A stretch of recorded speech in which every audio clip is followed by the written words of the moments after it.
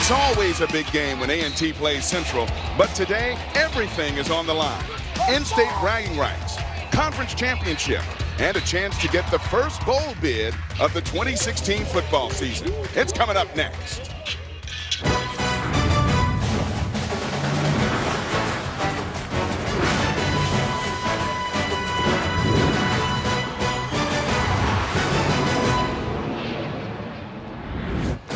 ESPN College Football presented by McDonald's. We are in Durham, North Carolina at O'Kelly Riddick Stadium for the Aggie Classic, and it should be a classic this afternoon in Durham. North Carolina A&T's Aggies come in unbeaten in the conference. North Carolina Central's Eagles come in unbeaten in the conference, and for the first time in 4 seasons, we're going to have an undisputed MEAC champion with the winner of this game crowned and getting the invitation to go to the Celebration Bowl, the Air Force Reserve Celebration Bowl, December 17th in Atlanta, Georgia.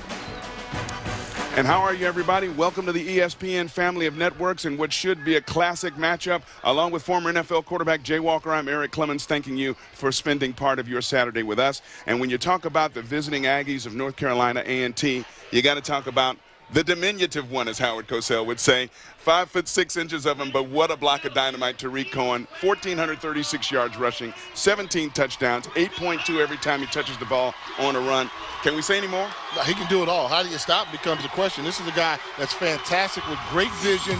Even though he's got small size, he has great vision, power to run through arm tackles, and he's a home run hitter. He can finish it off. That's why he's one of the most explosive weapons in FCS football. But to stop him, you must play 7 versus 5 football. Your front 7 must control, gap control, bottle them up, pressure from the inside, pressure from the outside. It's a tough task against a fantastic player like Tariq Cohen. All right, so that's what North Carolina Central has to do, and they've been fairly successful at knocking off their rivals from only 54 miles away. The last 2 seasons, the end of the season, has been a victory for Central to knock A&T out of a chance for an outright MEAC championship. Can they do it again this afternoon? They have to do it here tonight, this afternoon. In the state of North Carolina A&T has been the big dog for a while. North Carolina Central joined the conference in 2011. They're starting to gain respect from the Aggies, but this is the biggest game in the history of North Carolina Central football. Head coach Jerry Mack has the Eagles going in the right direction, but it's a matter of respect. Having the big dog in the state of North Carolina earn the respect of North Carolina Central, and you do that by winning the game today and going to the Air Force Reserve Celebration Bowl. And there's Coach Rod Broadway, who's won his share of games here at Central as well, and his very storied and victorious past as a head football coach. And that's interesting. 3-2 versus North Carolina Central. He's got a winning record versus everybody else in the country almost, but just 1 game over 500 versus these Eagles. You know, and Eric, we've been all throughout the season, the buildup has been towards this game. And this is probably the most feisty environment I've seen for a HBCU game in quite some time. Absolutely. In fact, before the game, we had some jawing between a couple of assistant coaches and some players getting in there. Had to be separated a little bit. Everybody's coaches jawing at coaches, players jawing at other players. You saw officials jawing at me because I was down there. So everybody's excited for this game here. The intensity level is as thick as you would think it should be for a game of this magnitude with so much on the line for both schools. The Aggies won the toss and deferred. Kicking Cody Jones from the 35 will be kicking deep to Mike Jones and Levante Smith. High end over end kick. And that is Jones. Jones gets out close to the 20 before a stack of gold shirts meet him right there at about the 19-yard line. And they will take over 1st and 10 from about the 19-yard line. Malcolm Bell comes in here at quarterback. He is just 84 passing yards short of becoming the second Eagle to have 6,000 career passing yards. He can do it all, run and throw. He's a dual threat quarterback, more of a threat to beat you with his legs, but can make all the throws to hurt you in the passing game. Not going to pick you apart, but he can take what the defense gives him. He will probably be the Mid-Atlantic Athletic Conference all-conference quarterback this season. Ramon Simpson is the lone setback, and here's Bell. A quick pass is deflected at the line of scrimmage. It looked like Big Kenneth Melton got a hand on it as it got out of his hand, and it is incomplete. Jeremy Taylor got some pressure in there as well. Jeremy Taylor's probably been the defensive MVP for this team this year. The outside linebacker, physical and presence. When you talk to him, he just plays on instincts, makes interceptions, makes big hits. Key cog in this Sam Washington-led defense for North Carolina A&T. Taylor, their leading tackler, with 68 coming in. There's a pass over the middle, and a wide open receiver out across the 35 to the 36-yard line is Levante Smith for a pickup of 17. Let's take a look at the impact players as these two sides have the ball, Jay. Well, Marquise Ragland, the old man in the middle, number 99 for North Carolina A&T. There's a reason why this is a #1 run-stuffing defense in the conference, #2 in the country. And Levante Smith, you just took a look at, the fastest wide receiver for the Eagles. He's going to have to make some big plays in the passing game. And here's Bell on the keeper. He'll get it close to the 40-yard line before he's brought down by a couple of players. Marquise Ragland among them, also Deion Jones there after a pickup of 5. And early on, you see North Carolina Central not willing to test the pure running game against this Aggie defense, coming out with consecutive passes, trying to test the secondary of the Aggies. As stingy as this North Carolina A&T defense is, they have been susceptible against the pass, allowing about 240 a game. Here's Bell, plenty of room across midfield and down to the 46-yard line before he's brought down. Good job by Malcolm Bell on the zone read. You're going to see him take a look at the end man on the line of scrimmage. Once he comes crashing down, it becomes simple where he's going to go. He crashes down, he takes off, finds a crease. First down, North Carolina Central. Give him 13 on that run. Ball placed at the 46-yard line of the Aggies. Here's Bell. Throwing wide and hit immediately. We also have a flag on the play. Hit immediately on the catch was Ramon Simpson, and he was hit immediately by Jeremy Taylor, but there is a flag down right at the 47-yard line of the Eagles. And they're pointing at North Carolina A&T saying they did something that was against the rules. Our referee today is Andrew Lowe.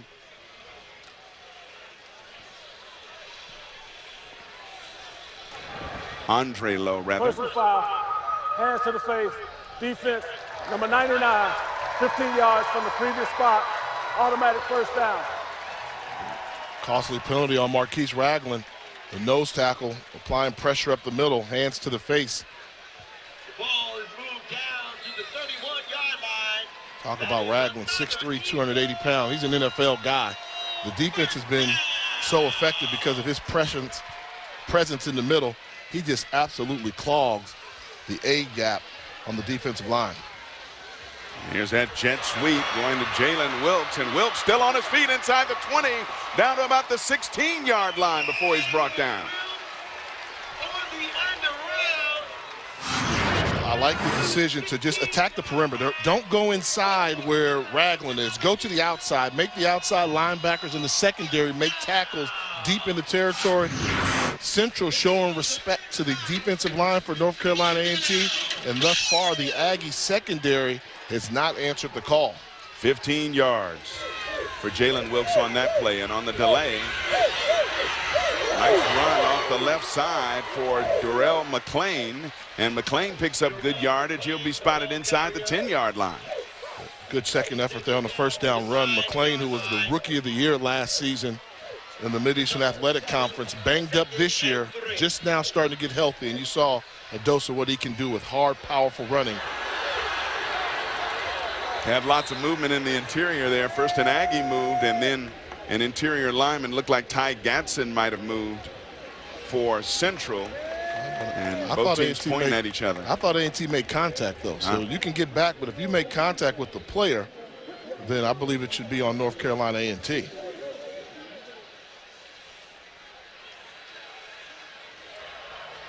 Offside, defense, 5 yards from the previous spot.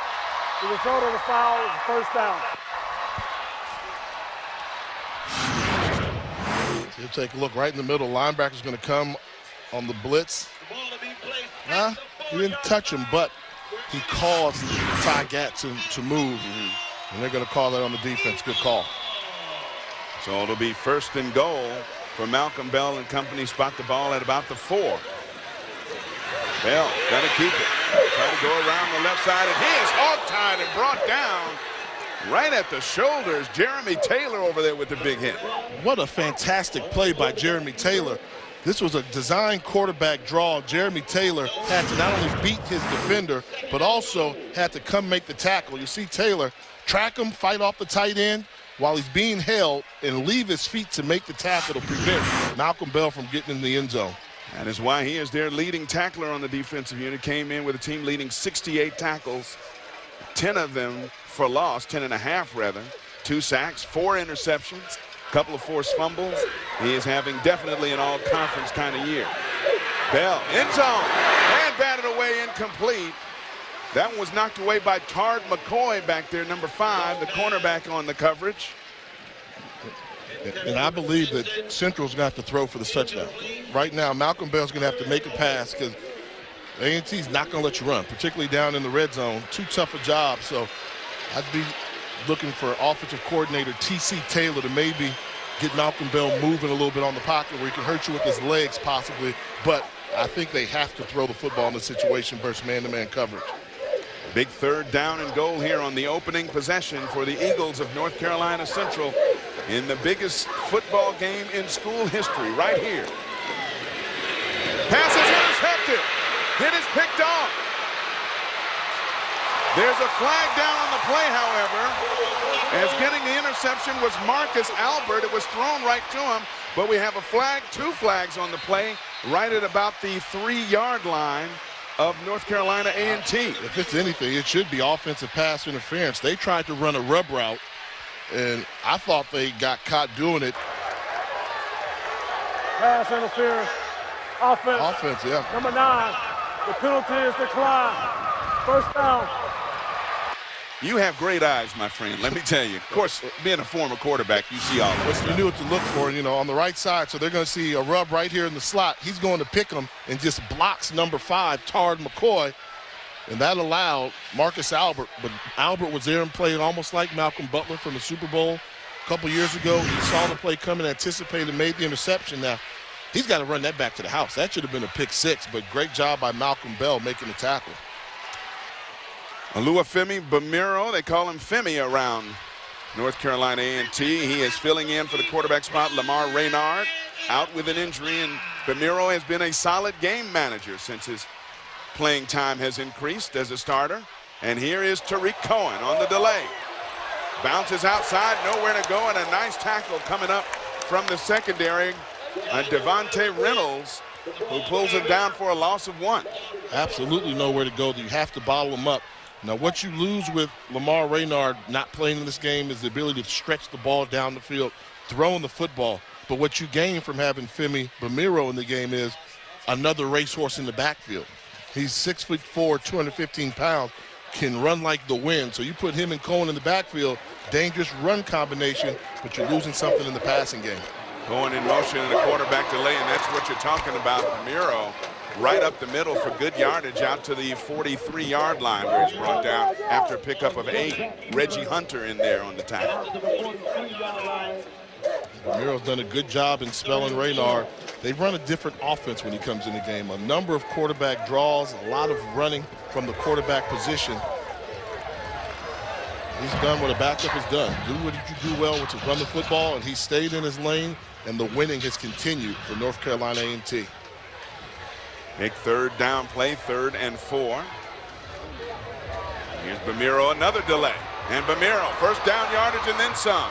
Across midfield and inside the 45 to the 44 before black shirts stack him up, and they still didn't bring down the big 6'4" quarterback. Watch the job by number 22. When you take a look at Cartwright, what he's going to do, watch him come get to the 2nd level on his blocking assignment, seal the edge. That allows Bamiro to pick up necessary yardage for the 1st down.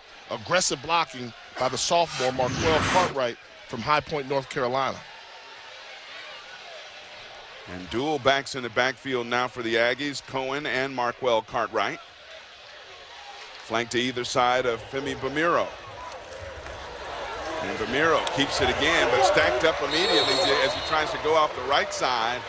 Couple of black shirts there to meet him for little or no gain on the play, possibly a loss of a yard. Antonio Brown was one of those to hit him. Loss of 2.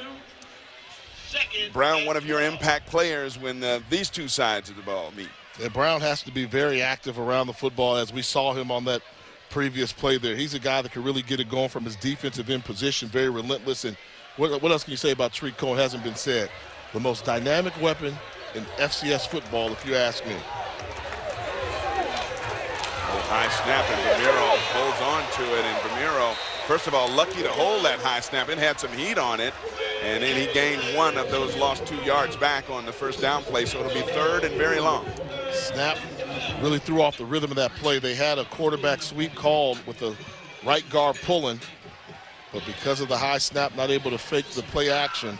Easy play for the Eagle defense to sniff out.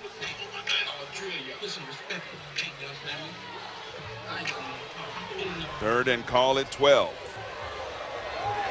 Ramiro and the North Carolina A&T offense.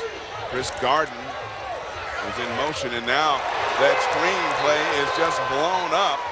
And number 44, Cyrus Standback, was the one who was having none of those fakes. He was following Tariq Cohen and would not let him out of his sight. Awesome job by Cyrus Standback from his nose tackle position. It's his job right here to trail Tariq Cohen, never lets him out of his sight, realizes it's a screen, he stunts the gap, holds on to Cohen, and there for the huge play. Steven Sawicki will be punting, and Mike Jones is back deep to receive, standing on his 10-yard line. High punt, and it lands in the end zone where it'll be a touchback. And the Eagles of North Carolina Central will take over. 46-yard punt, no return. We are scoreless in this battle for the ages in Durham. Hi, check out the all-new Chrysler Pacifica. All this space with lane departure warning, with lane keep assist. Nice, right? Tell her it has forward collision warning with active braking. Wow. It's an IIHS Top Safety Pick Plus. Can you let the manager know I'd like a really great deal? He already knows. Great deals all month long at the Chrysler Black Friday event. Current owners or lessees of FCA or competitive vehicles finance and get $2,000 total cash allowance on the all-new Chrysler Pacifica. Yeah, just text me. You're gonna get a text. This must be what Antonio Brown feels like in the end zone. This must be how Lucas felt when he got Katie's number. Pepsi. Well, this here's a load-bearing wall. We'll go ahead and rip that out. It's going to cause a lot of problems. Totally unnecessary, and it triples the budget. Wouldn't it be great if everyone said what they meant? The Citi Double Cash Card does. Earn 1% cash back when you buy and 1% as you pay. Double means double. People say I'm scary. I say scary is not knowing how a cable bill of over $100 got so expensive. Take back TV with Sling and Save.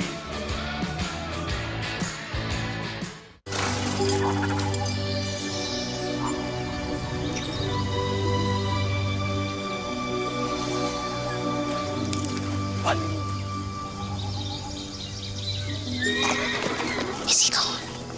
Finally! I thought he'd never leave. Why are you texting my man at 2 a.m.? If you want someone to leave you alone, you pretend like you're sleeping. It's what you do. If you want to save 15% or more on car insurance, you switch to Geico. It's what you do. Taking selfies in the kitchen does not make you a model. Okay.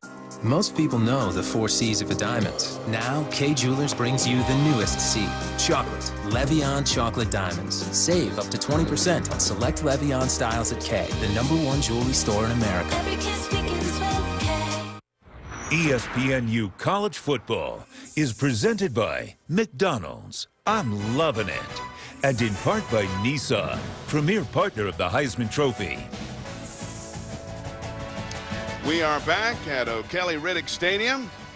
Some Aggie fans and, of course, plenty of Central fans, many related, many relatives going to either or school. Only 54 miles separating these two great historically black colleges and universities in the great state of North Carolina. Bell at quarterback, swings it out to the near side and has a man open and brought down after a couple yards picked up. Call it 4. And I want to see right now the chess match between T.C. Taylor, the offensive coordinator for North Carolina Central, and defensive coordinator Sam Washington for A&T. That first drive, I think they caught him off guard, running Malcolm Bell a little bit more than you thought.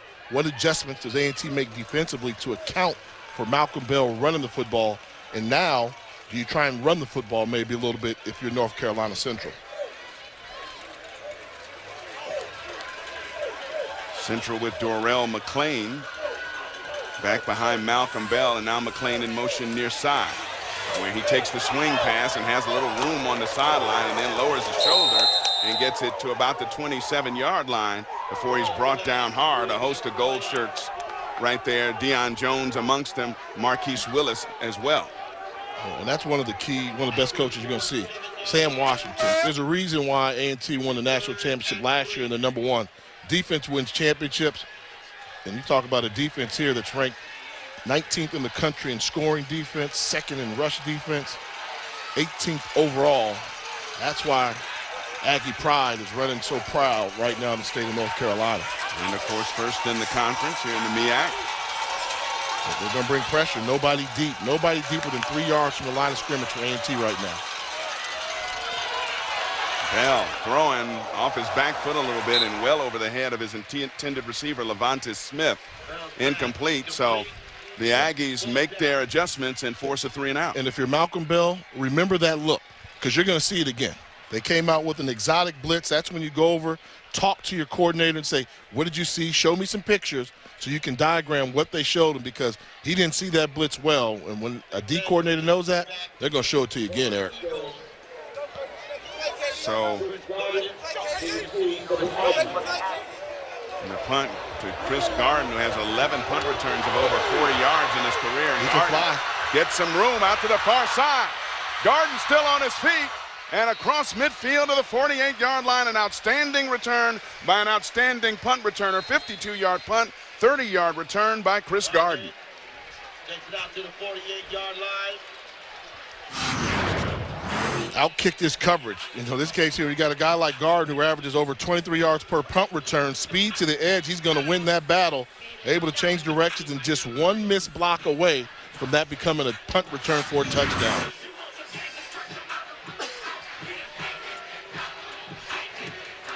So Femi Bamiro and the Aggie offense coming out for its second possession. Great field position at the 48-yard line of the Eagles of North Carolina Central, 1st and 10. It's time to force feed Tariq Cohen the ball in this drive.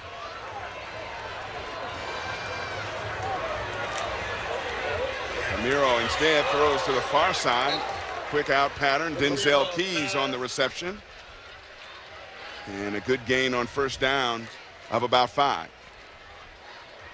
Keys had a decent senior season. 8 touchdowns on the season is something very impressive. When they get in the red zone, they like to use his 6'4" frame for those 50-50 balls. Keys, along with the emergence of Elijah Bell, the freshman wide receiver from West Virginia, has really added some added punch. He's all-time touchdown reception leader here. And here's Tariq Cohen bouncing into the secondary. And Cohen taken down on the second level at the 35-yard line. Move the chains for the Aggies, first down. Said it was time to force feed him. And just watch him find the hole. Not there initially, jump cut, then come back to the hole which he left the move on.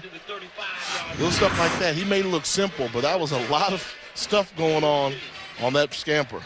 Coach Mack says he'll probably get his 100. We just don't want the 200, 250 kind of thing. He picked up 9 that time on the play up the middle. Markel Cartwright in the backfield right now, along with fullback William Hollingsworth, as Cohen takes a breather. Ramiro going deep into coverage, and it's off the hand.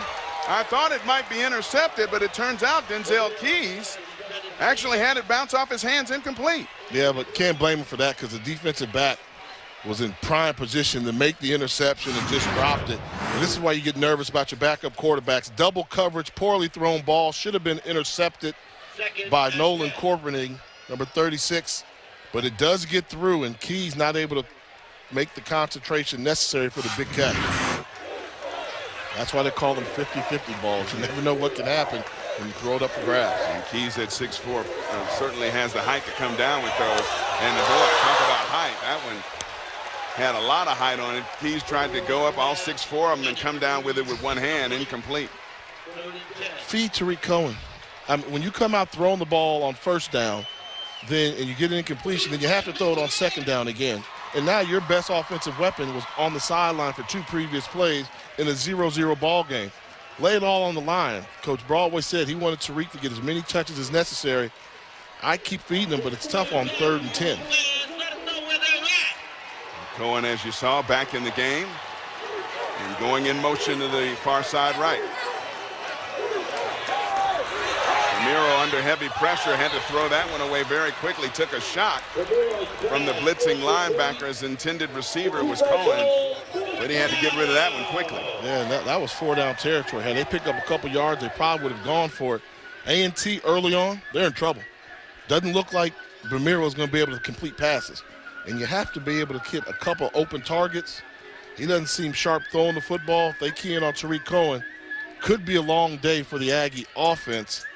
They need to turn this thing around in a hurry, but I'm not liking the signs I'm seeing early. Steven Sawicki trying to pin them down deep into their own territory. Much better job on this punt, which bounces at about the 4 and will be placed down dead there. 30-yard punt. First quarter continuing here from Durham. Who's that guy? Now, why did he do that? Now, who's that? This season, put interrogators on mute. Babe, I honestly don't. With more choices on McDonald's all-day breakfast menu. Now starring your faves, like buttery biscuit sandwiches, mouth-watering McMuffin sandwiches, and sweet savory sausage, egg, and cheese McGriddles. Now what? Can't we do this more often? Now get more choices on McDonald's all day. We talked about it Central all week. Listen, all week, it's about us. It's about playing for one another. It's about brotherhood. That's all we talked about. Your dreams, your destiny is sitting out there 60 minutes from you. You got to go out there and take it. It's not going to be easy. Every step of the way is not going to be easy. Ups, downs, no matter what. Fight through adversity. You got to understand. Yes, sir. Fight through adversity, down in, down out. Coach Jerry Mack urging his troops on to fight through adversity. He might have a little bit pinned back in their own territory at their own 5-yard line. Malcolm Bell, by the way, 3 of 7 for 24 yards passing with an interception. 3 carries for 18 yards rushing the ball. And the handoff darting back inside, cutting back a little bit, Ramon Simpson. And picked up decent yardage on first down, give him 3. And going back to Coach Mack's comments, fight through adversity. Well, tough situation right now. You're backed up inside your own 5-yard line. Have to run the football versus a very stingy run defense. And he also says it's not going to be easy. He understands it, but you're 45 minutes away from achieving your dreams on the football field with some steady play. And Bell on a quick slant pattern, a little bit underthrown as he was looking for David Miller, 6', 175-pound redshirt junior receiver out of Wilmington, North Carolina. And the reason why this is such an interesting matchup, because you have to have a quarterback that can run, but you have to have a great receiving core. And Central has some nice bodies that are playing out of body this season. And the quarterback, if you can throw, you can hurt A&T's defensive secondary. They give up 240 yards per game through the air. They're certainly a very stingy giving up ground via the ground, the rushing attack. And they have been exploited at points this year. Here comes a blitz, and Bell wide open.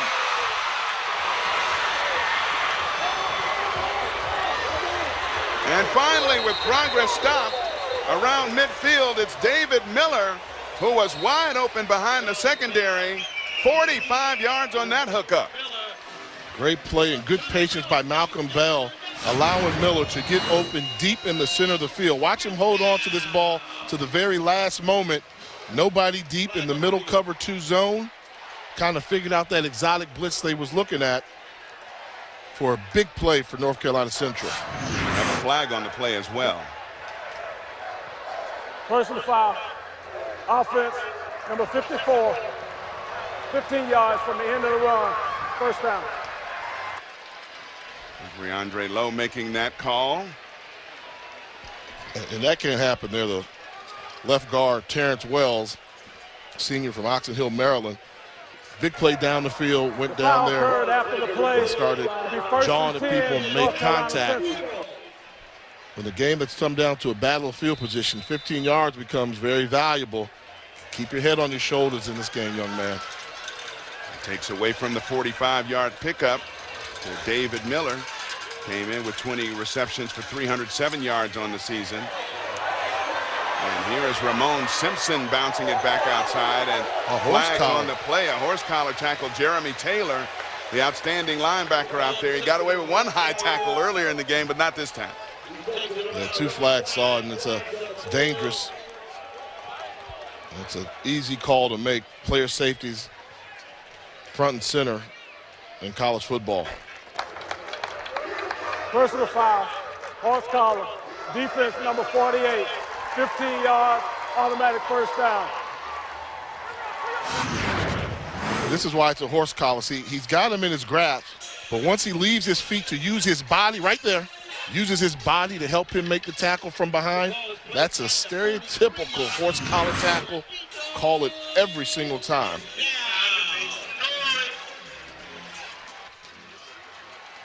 That man, Jeremy Taylor, doesn't make a whole lot of mistakes manning that linebacker spot. And this is a look that's unique. This is Jeremy Taylor here in the back secondary. So he's a linebacker. He's the deepest guy. So if you can get some speed on that side of the field, you can hit a big play.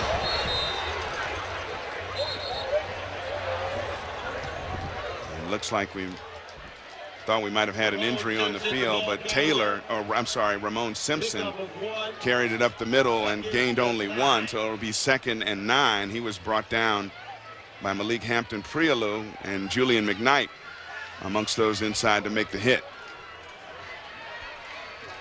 And you have to take advantage of the one-on-one coverage you're getting down at the bottom of your screen. This is the matchup you have to go to right here. If you get the ball, Jalen Wilkes one-on-one.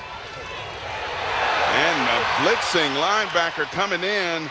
Darrell Johnson from the defensive end spot, not linebacker, I'm corrected there, but he was just unimpeded and really wrestled Malcolm Bell to the ground for a big loss. Yeah, good job by Johnson. They're going to run a stunt. He's going to start off here and shoot the gap on the inside. They don't account for him. That's just a tackle with great speed. Got there before they could carry out the play action for a huge tackle for a loss. -7 on that one. Sets up 3rd down and 16 for Malcolm Bell and his offense. Ramon Simpson is his lone setback.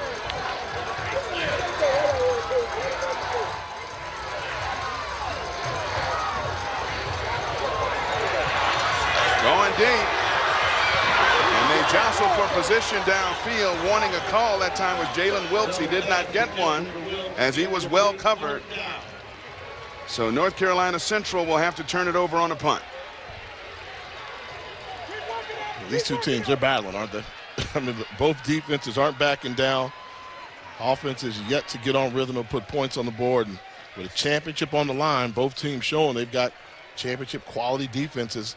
It's going to be an interesting afternoon of football. Nathaniel Tilkey will punt it deep to Chris Garden. We've already seen him on one nice punt return in this one, and they kick it away from him this time, aiming directly toward the sideline. What a bounce, but it goes into the end zone, and it'll be ruled a touchback.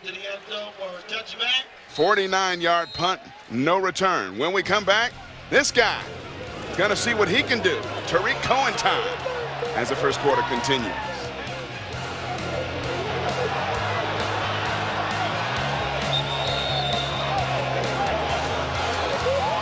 North Carolina's. How intense is this rivalry? Well, if proximity has something to do with it, pretty intense. Only 54 miles separating these two intense rivals for the 88th meeting between these two schools this afternoon here in Durham, North Carolina at O'Kelly Riddick Stadium. Femi Bamiro, by the way, 1 of 5 so far, passing for only 4 yards. Cohen, only 2 carries for 8 yards so far in the contest. 1st and 10, A&T from the 20. Cohen spinning off tackles and getting out close to the 30-yard line. Give him 8 on that first down run. And maybe a steady diet of him will be what Coach Broadway settles on here in this drive. Yeah, he's starting to feel it. And you can tell his last 2 carries, he's gained over 8 yards. So a running back that averages over 8 yards a carry, you start to feed him. And I'd make him show that you can stop him.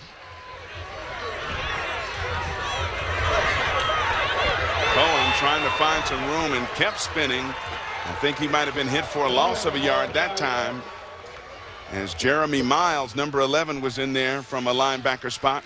But you live with that, because he can always hit a home run. He only cost you a yard on that when it's still third and manageable, 3 or 4. And if North Carolina Central is going to sell out and run blitz like that, then the passing lanes become more open. What might be the final play of the first quarter here. 3rd down. Bamiro throwing over the middle, and some contact. It might have been early. Keys wants some, but does not get a flag on that play, so it is incomplete. And it'll be 4th down and 3. One more look at it. I mean, he's all over him clearly before the ball gets there and turns him. That's a missed call by the official. He turned him around clearly before the ball got there. Tough break for North Carolina A&T. And you see Coach Broadway not liking the no call there, as Alden McClellan was the one. I guess you could say he was clever enough to get away with that defensive back move, grabbing on the opposite side and turning the receiver a little bit just as the ball is about to arrive. So with 13 seconds to go in the quarter, Steven Sawicki will be punting deep to Mike Jones, who's standing at his 32.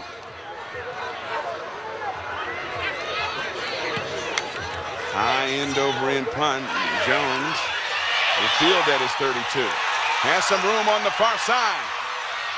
Jones across midfield, still going before he steps out of bounds. They'll mark him inside the 40 to the 38-yard line. Levante Smith, rather, on the return, not Jones. Forgive me there. 41-yard punt, 30-yard return. Levante Smith showing some nifty moves. Well, he's the fastest wide receiver they have and does a good sprint to the sideline. Stepped out early. He got away with about 80 extra yards from where he first stepped out of bounds.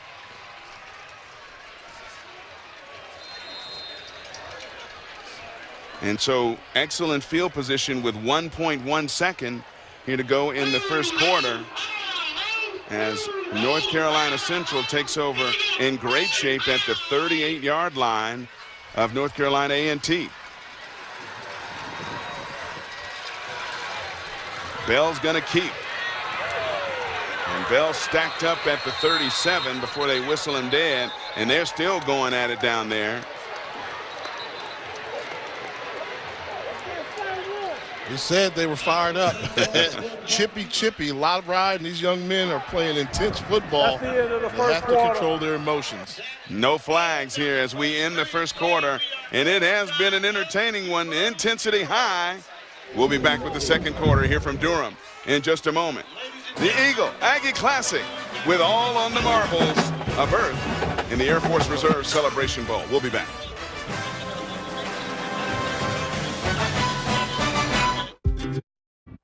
ESPNU College Football, brought to you by Icebreakers Men's. Breakthrough.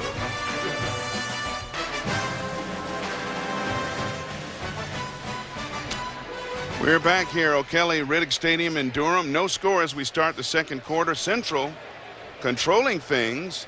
112 total yards to only 37 for the Aggies of North Carolina A&T. Cohen, by the way, only 4 carries, 15 yards so far, but right now Malcolm Bell and company with the ball on 2nd and 8.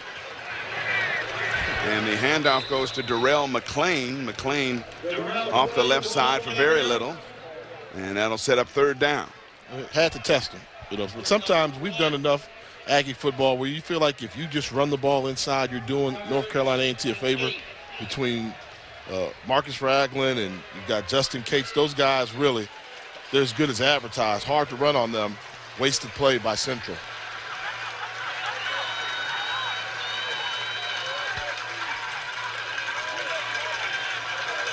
On 3rd and 8. Big play here for the Eagles of North Carolina Central as they took over in great field position. Here's Bell.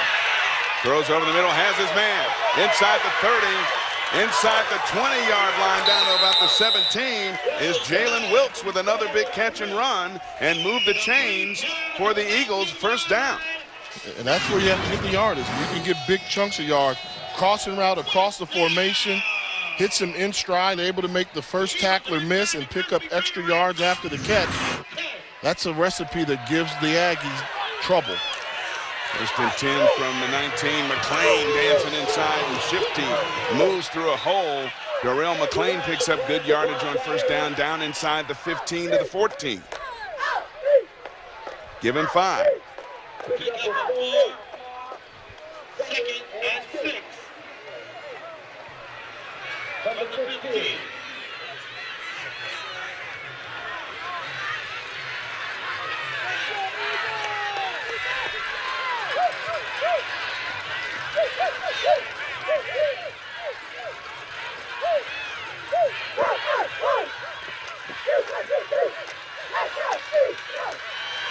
McLean, big hole, cuts it back. Touchdown!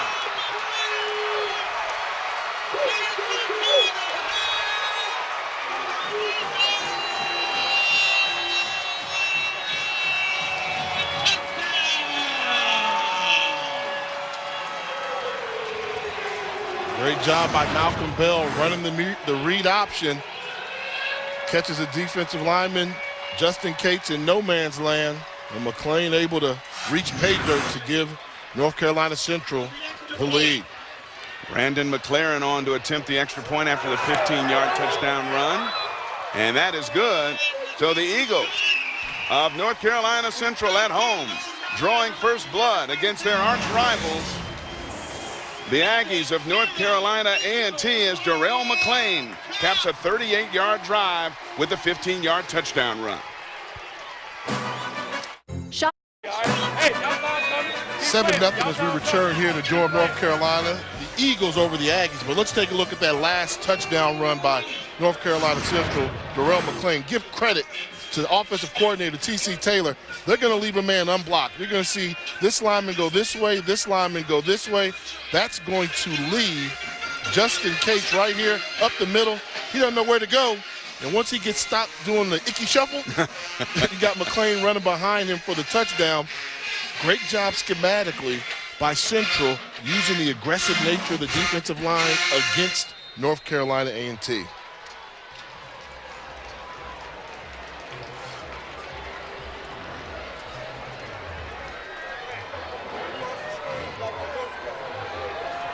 Garden and Malik Wilson back deep to receive the kickoff. Brandon McLaren. It's a high end over end kick, and this is Garden in his own end zone. And Garden stopped right at the 15-yard line as North Carolina A&T takes over, and of course North Carolina Central. The Eagles out right here in Durham, founded in 1910. Their enrollment just over 8,000. The maroon and gray, and their band, the Marching Sound Machine. And their head coach, Jerry Mack, sporting the sporty sunglasses and all. And be careful of Central. You know, they've been competitive. We talked about how they just joined the conference in 2011. This is a signature game in their program's history.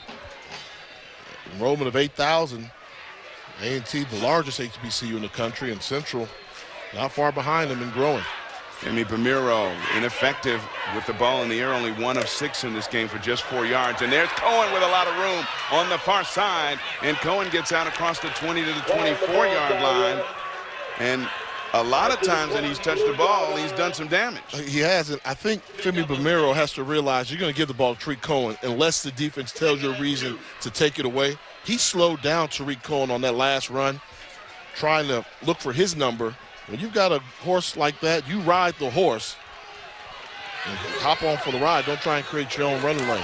Cohen picked up 9 on that first down play. Here he is on second down, spins out of a hit, and is taken down immediately for no gain. Alden McClellan was there to stop him on that run. So it'll be 3rd and short.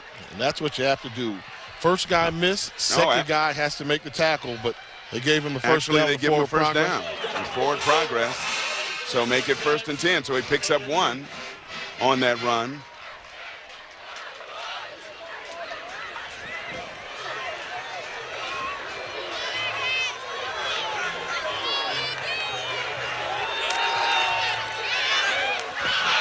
quick pass to the far side, and that's Garden.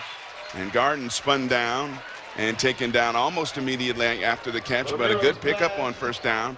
Call it just over four yards, and he was brought down by Mike Jones. Mike Jones, and just a junior from Baltimore, Maryland. He's a guy that probably playing in the National Football League. This school produced Ryan Smith a season ago, who's currently in the NFL, and say Mike Jones is next as a corner and return specialist.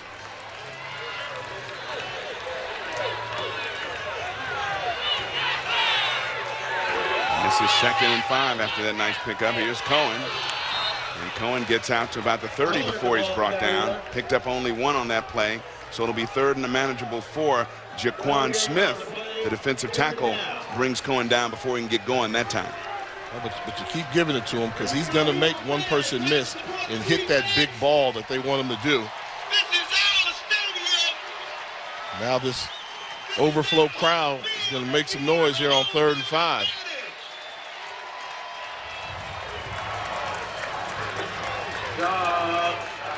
But play is Rod Broadway dialed up, and his offensive coordinator. Ramiro fired it too high as he was looking for Denzel Keys. And that is incomplete, so once again, the Aggies will be forced to punt the football, and Bamiro just not accurate so far in the first half of this football game. No, not sure he's knowing what the defense is giving him. He's just trying to force the ball to Denzel Keys on slant patterns, and it just needs to settle down. It's a big game, a lot riding on this football game. He's the backup quarterback, but he has to settle down, complete. He doesn't have to be a great passer. They just need him to complete 50% of his balls, and that'll help this Aggie offense. Devonta Smith back deep to receive this high never-end punt. Fair catches it at his 26-yard line, where North Carolina Central will take over. The Eagles, 10:32 to go in the first half, leading it by 7. HBCU football history has been preserved at Livingstone College since 1892. During the inaugural game, players donned hand-fashioned uniforms and homemade cleats. On the school's front lawn, the teams fought through 2 45-minute halves, with Biddle College being declared the winner 5-0. Today, the dream continues with the Air Force Reserve Celebration Bowl.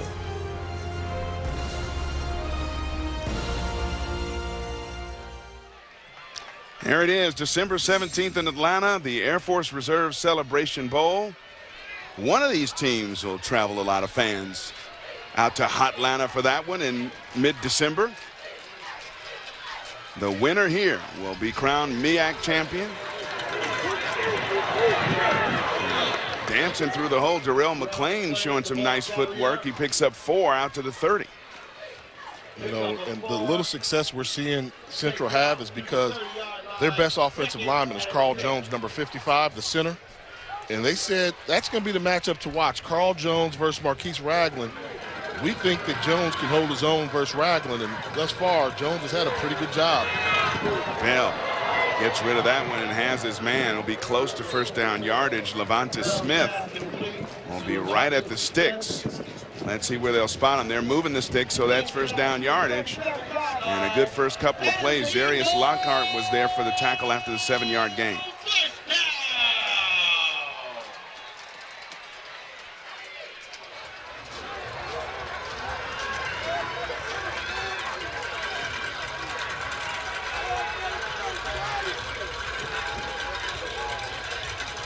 Carolina Central being very deliberate, lining up, and then getting the look from North Carolina A&T, then changing the play to their advantage. And you saw Malcolm Bell clapping his hands hurriedly. It might have been the play clock was running down. They're going to take a timeout so they don't get penalized for delay of game there. So it'll be 1st and 10.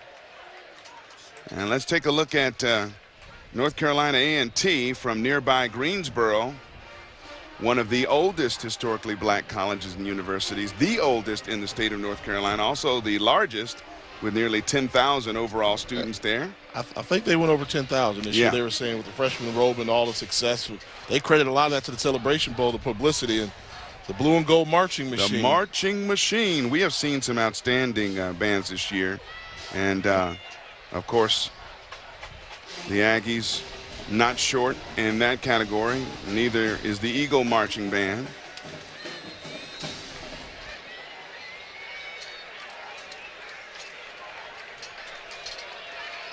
And this is the key where A&T has to really win first down. They need some big plays behind the line of scrimmage. You can't allow Central to pick up 4 yards on first down. And that's the stop that they needed to have right there, because North Carolina Central is doing a good job of picking up short yardage on first down and throwing the ball on second. You put them in 2nd and 9, you make them show their hand a little bit more and force them to be one-dimensional and commit to throwing the football. Big Mike linebacker Keandrick Richardson there to stack up Darrell McClain after only a 1-yard gain on first down. McClain, the MEAC Rookie of the Year last season, has been bothered by some injuries this year, but he's seen a bulk of the rushing work so far here in the first half. And coming in off the corner, Angelo Keys getting the sack of Malcolm Bell from behind. Lucky he held on to the football with a hit like that. And that was what they needed. They needed to get the defensive line to start to make the presence in this game. Keys coming from the right side of your screen, just going to do a nice swim move to the outside, gets around Nick Leverett, the left tackle, for the sack. Keys is a good one, the 5th-year senior from Kinston, North Carolina. He came into the game with 5 sacks. That's number 6 right there. And, of course, this is one of the stingiest defenses in all of FCS football. Bell trying to get out of trouble and create some room on the far side. He runs out of bounds. They'll spot him just outside the 40-yard line. Keandrick Richardson was on the chase, and the Aggies force a punt. And that's what they needed. They needed to settle down. And for North Carolina's A&T, their defense is predicated on how well their defensive line plays. And when they get pressure, it's a very, very stingy unit. Broadway himself coached defensive line, background in coaching up the ranks as a defensive line coach, and had success every place he's been. Have a false start penalty against the False start, offense, number 47, 5-yard penalty, 4th down. And this game's interesting. It's becoming a field position game, so every yard counts, and special teams may come into play. I don't know if we're going to see bunches of points scored offensively, and with the wind swirling the way it is in stadium, kicking field goals is going to be no easy task as well. Daniel Tilkey running it to Chris Garton, who fields it at his 15. Garton shed some tacklers there, but he was brought down from behind, that time by Ashton Tolliver. A 51-yard punt, 14-yard return. The Aggies will take over.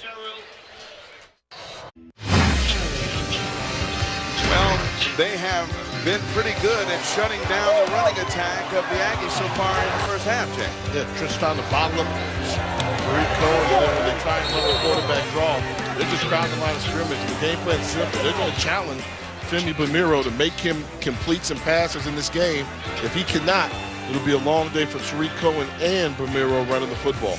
Cohen with 7 carries for 25 yards. His long of the day has been 9. Bamiro only 2 of 8 through the air for 9 yards, and he's had some open receivers that he's just missed mostly high so far here in the first half, and you see Central dominating in terms of total yardage so far in the game.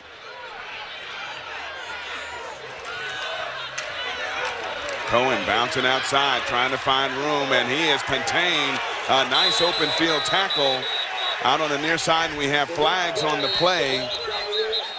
Coming up from his linebacker spot, Miles Alden McClellan also there, and they do not let number 28 get to the corner, but we do have flags on the play. Maybe a face mask. Bailout call.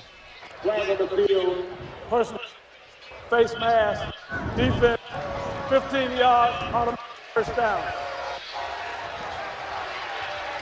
That is unfortunate. They seem to have that one defensed perfectly.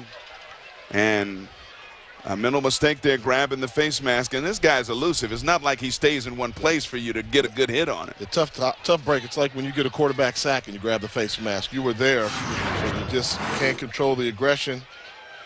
It's after Cohen's second effort coming by. That's a face mask call. Have to call it.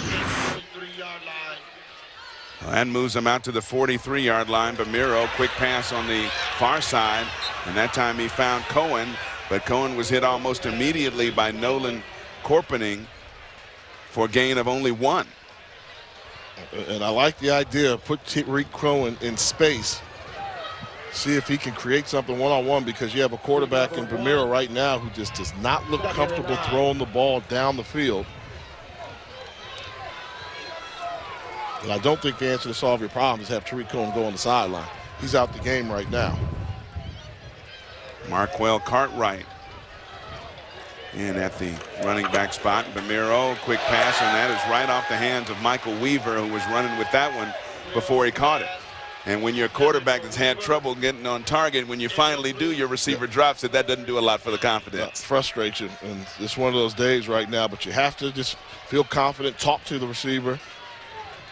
You can't throw it and catch it. All you can do is throw it if you're the quarterback, and just hope you get some help from your receiving core. A&T is 1 for 5 so far in the game on third downs.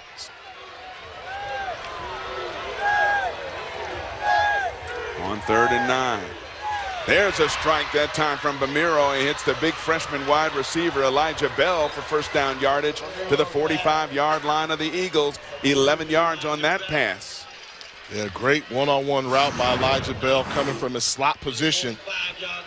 He's going to sell him to the outside to make a hard cut inside and uses his frame to make the catch for the first down. Tariq Cohen is back in the game, and he's joined by fullback William Hollingsworth. Maybe plow the way for some extra room back there in the backfield. First down. Here's Cohen. You had a big crash at the line of scrimmage. That was Hollingsworth getting a hit in on there, but Cohen still tackled for a loss of a yard on the play. But that's setting the tone. They went to the bigger fullback in Hollingsworth, number 46. You're going to see him right in front of Tariq Cohen. You can't see him now, but watch this collision in the hole. He was looking for somebody to wipe out, and woo! That's what you call a seal block. If he's going to hit like that, you find a way to put him back in the game, but that was a set the tone right there. Let's make this game physical in the trenches type of hit by William Hollingsworth. Jeremy Miles was the one who came in and made a nice tackle holding on to some jersey of Tariq Cohen. So on 2nd and 11, Bamiro stepping up in the pocket. Now he'll keep. And Bamiro gets inside the 35 to the 34-yard line before he goes out of bounds. They'll move the sticks again, and that's what we talked about earlier, his ability to flat out run the ball and run it with pretty good speed. And did you see that's the first time he looked comfortable in this game? Drop back, said, oh, they left me a route in which I can escape the pocket and run, and he took off in a hurry and picked up the first down. Picked up 12 on that play. And I don't know how much football I've watched and how many years that position, when you can run the ball, is still almost impossible to cover from a defensive standpoint when you got a quarterback who can take off like that and run with great speed. Here's Cohen. And Cohen is stacked up before he can get to the corner. And some extracurricular stuff going on there on the far sideline as bodies go flying. And Cohen's brought down for another apparent loss on the play. Lost 2 on the play. It'll be 2nd down 12. Well, I see what A&T's trying to do. They're trying to run the ball behind number 70, Brandon Parker, their big left tackle. But when he's on the field and you're trying to run off tackle, easy for the defense to surround Tariq Cohen. I think you have to run him across the formation into the field side instead of the boundary. You're off the play fake, throwing far side, and again it's high as Denzel Keys was his intended receiver and open. If that ball's on target, he's got a nice catch for good yardage and near the first down. He's got Tariq Cohen wide open. This is a touchdown. Watch Tariq Cohen run right up the seam. He's by him. That's touchdown. You have to stick with Cohen running up the middle of the field with no safety help. You don't get too many opportunities at that. And that's the difference between somebody just throwing the football and somebody passing the football. I wish I had that quarterback's vision, man. You anticipate. You get the most out of your read. You anticipate, know the weakness of the defense. So big third down play for Bamiro and the Aggie offense on the blitz. Bamiro throws it up for grabs, and it is behind his intended receiver, Chris Garden, who was running down the middle. And now interesting here with the ball at the 36-yard line. Bamiro was under some pressure. Anticipate, let's see. They brought a blitz, step up, but you just don't throw the ball up for grabs. And you see, the problem is that conversation, Bamiro's just not seeing stuff well. He's not accurate with his throws right now. He's not really recognizing what the defense is doing, where to attack, and makes for a long day.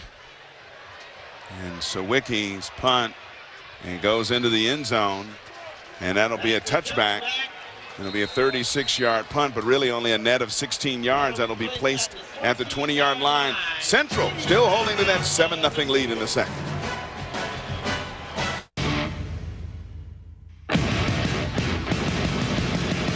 From the MEAC SWAC Challenge to the Air Force Reserve Celebration Bowl, everyone is competing from start to finish. The MEAC Championship is not only on the line, but so is a trip to Georgia Dome.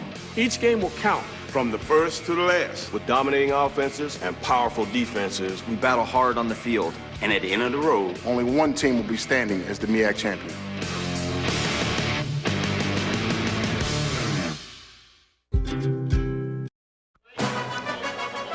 O'Kelly Riddick Stadium here in Durham, North Carolina. If you're thinking about maybe coming out late, trying to get a seat, forget about it. Stay home, stay with us. Because there's not a spot to sit in the house. There's not a spot to stand in the house, because this one is for all the marbles. The winner here gets invited to the Air Force Reserve Celebration Bowl, the second annual Celebration Bowl, which features champions, of course, from the MEAC and SWAC, December 17th at the Georgia Dome in Atlanta. It'll be noon on ABC. Malcolm Bell, your quarterback, as North Carolina Central takes over 1st and 10 on its 20. He's 6 of 12 for 93 yards. Bell going deep down the near side this time and has a man. I thought he stepped out. They give him the catch. Close one, but great job locating the open receiver, and that's the difference in passing and throwing, as I mentioned earlier. He anticipated where the weakness of the defense was and threw a nice pass. Just a matter of, did he keep his foot in?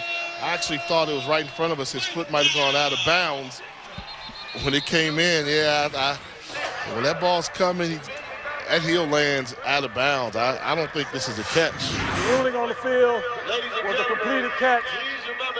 The previous play is under further review. It is very important. The state fire marshal is. So that was Levantis Smith. And if that counts, it'll be a 29-yard catch out to the 49-yard line. See, when does he have possession? He's got possession somewhat there. It depends. If they give him possession there, then you give him the catch. Right. But if you say he didn't quite secure the ball a half second later, that foot is... he doesn't appear to be bobbling. No movement on the ball, so I think they can give him the catch. If that's the NFL, that's no catch. You need both feet in bounds. Yep. But in college, he had the right foot down, and I think that's going to stand as a catch. Oh, boy, I went out on a limb that time, didn't I? Probably shouldn't have with my record so far in these kind of calls this year. But I think that's going to stand. I agree with you. Because, it's always like when you have that possession, and if that's a tough part, because possession, then an athletic move. Well, his next athletic move was out of bounds. So he's holding the ball close to his chest. He's pulling it. After further review, the ruling on the field is confirmed. First down. But it was close, and that's where you want to see your receiver make sure if it's close, get that second leg down if you can. But it was a beautifully thrown ball by Malcolm Bell in the soft spot of the defense. Levantis Smith, by the way, 3 receptions, 53 yards. As far as Bell is concerned, he came into the day needing 84 yards passing to become the second Eagle quarterback ever to have 6,000 career passing yards, and he has done that and then some so far this afternoon. So good shape for the Eagle offense. And this is Ramon Simpson, and Simpson off the right side gets across midfield for 2. Good opportunity for Central to finish the half strong. With less than 2 minutes and 45 seconds to play. Ensure that you're going in with at least a 7-point lead, but if you can increase it to 10 to make it 2 scores, that would be a huge, huge boost going into the locker room at halftime.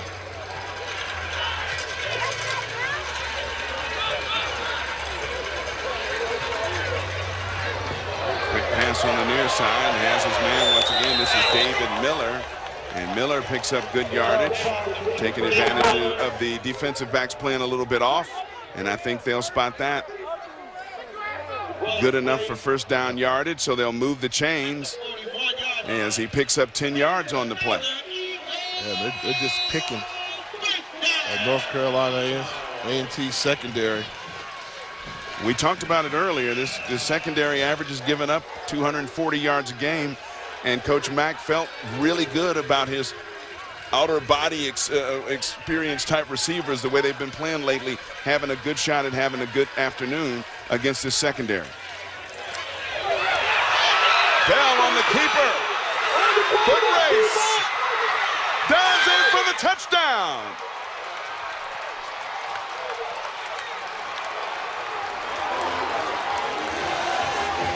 Although I have not seen an official signal. That's a touchdown.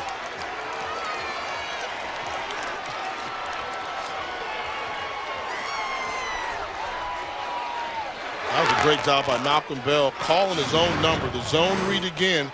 You talked about the quarterback. The defensive end slides down the line. That was Malik Hampton-Prelue going too far down the line. Bell had him in his sights, pulled it, called his own number, hit the pylon. That's 6.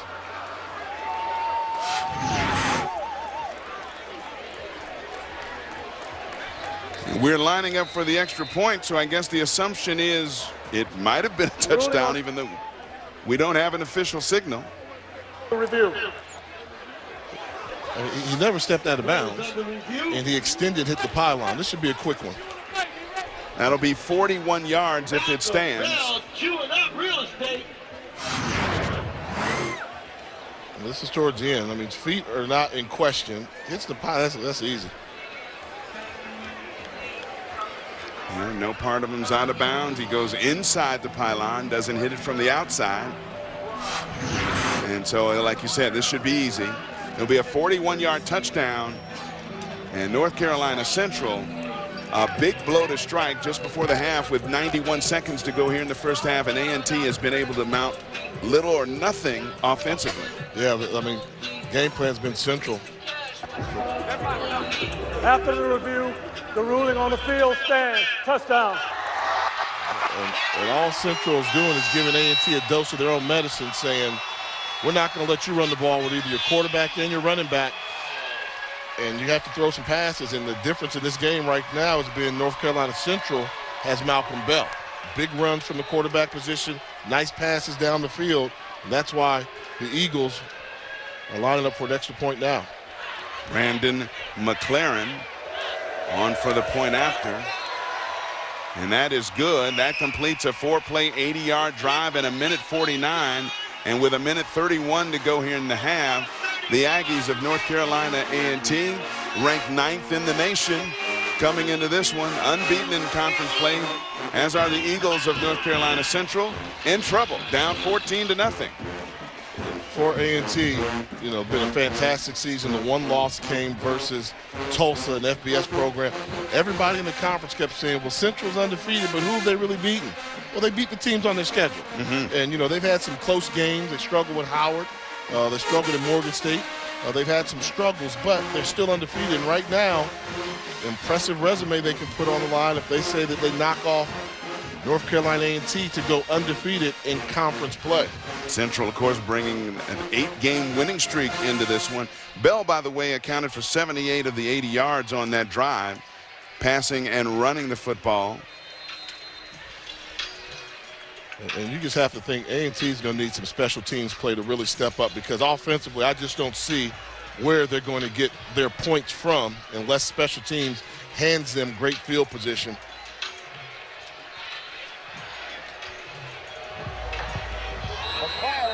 McLaren has the ball blow off the tee there at the 35-yard line. So we'll see what kind of field position the Aggies get and what they're going to try to do with it before the end of the half to try to carry some momentum. Remember, they won the opening toss and deferred, so they'll get the ball first in the second half. But, of course, Coach Broadway would like to see his offense get something going in the final 91 seconds. Yeah, they're getting shut out, and they don't look good at all. And we've seen flashes from Tariq Cohen, but nothing steady from the offensive line. Garden feels it at its 2.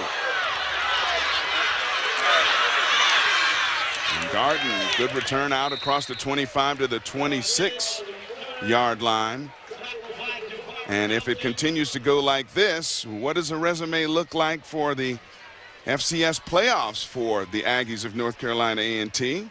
That only loss again to Tulsa. They get the big win early in the season. A lot of football to be played. We know that. So this is one where, you know, if they don't make it to the Celebration Bowl and they take a loss, which they don't want to hear, do they have enough quality wins to make it to the FCS playoffs?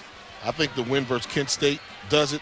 Right. Losing one game in FCS to a top 20 team potentially would do it as well. Timmy Bamiro hands to Cohen.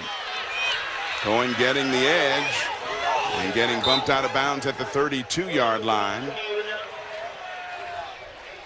That'll stop the clock with 1:18. LeGrand Harley bumped him out. The linebacker, number 5, a 6'1", 230-pound fifth-year senior out of Durham. 4-yard gain for Cohen, who has been pretty much held in check here in the first half in terms of big run plays.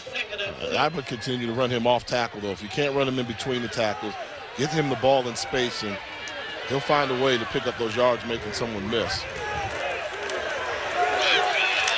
Ramiro hit from behind just as he was releasing that one. And that bothered the pass enough as Frederick Henry Ajuda, number 58, the defensive end, got there just in time as he was about to throw the ball and got his hand on the arm. Now this is big. It's still 1:14 to go here in the first half, and they have a big third down play, 3rd and 6, and they will likely put the ball in the air.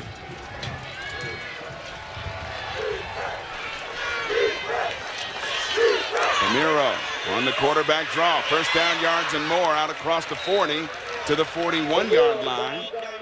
Picked up 11 that time as they moved the chains.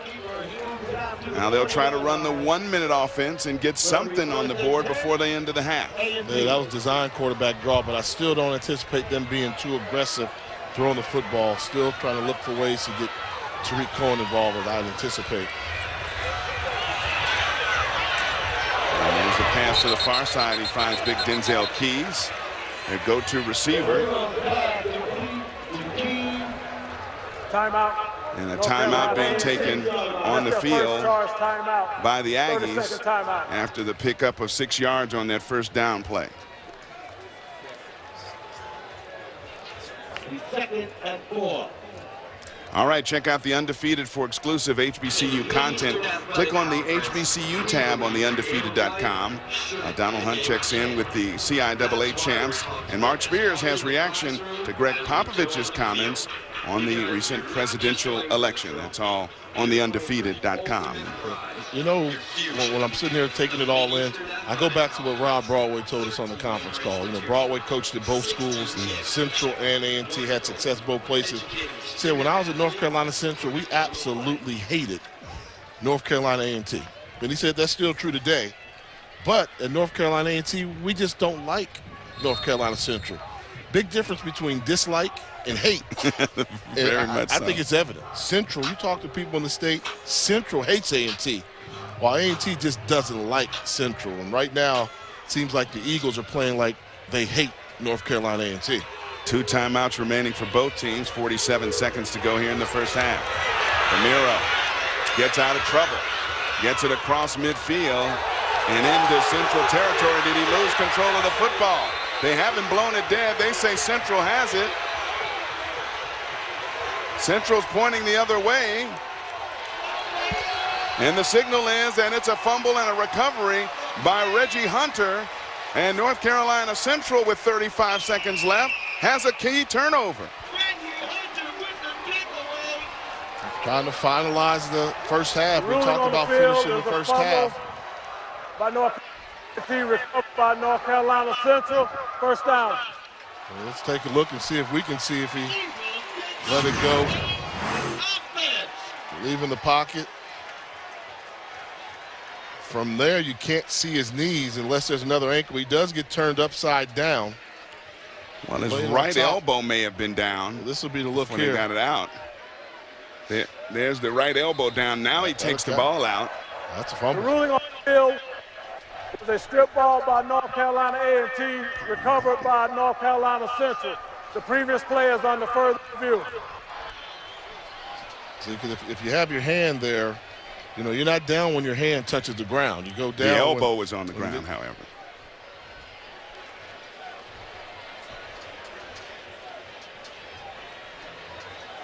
So it gets turned sideways. And got the elbow down. And that's still one where he just has to secure the football. Shouldn't even come into that play.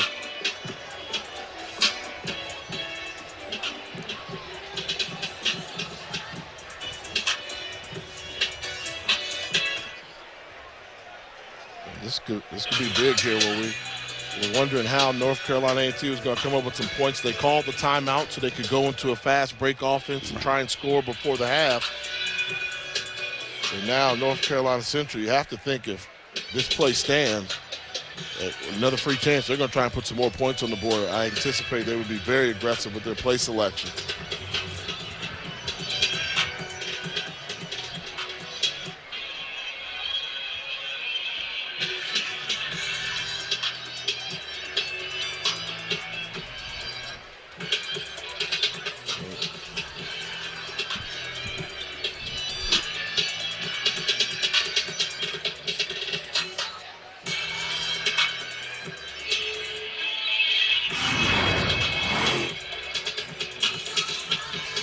Look, and at that point, Hunter clearly is grabbing the football.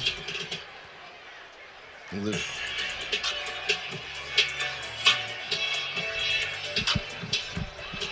can see the elbow is down, but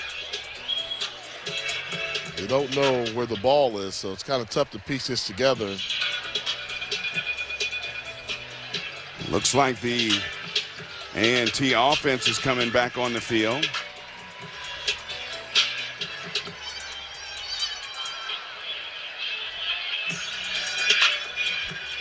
They're lining up like it's offense for sure, so.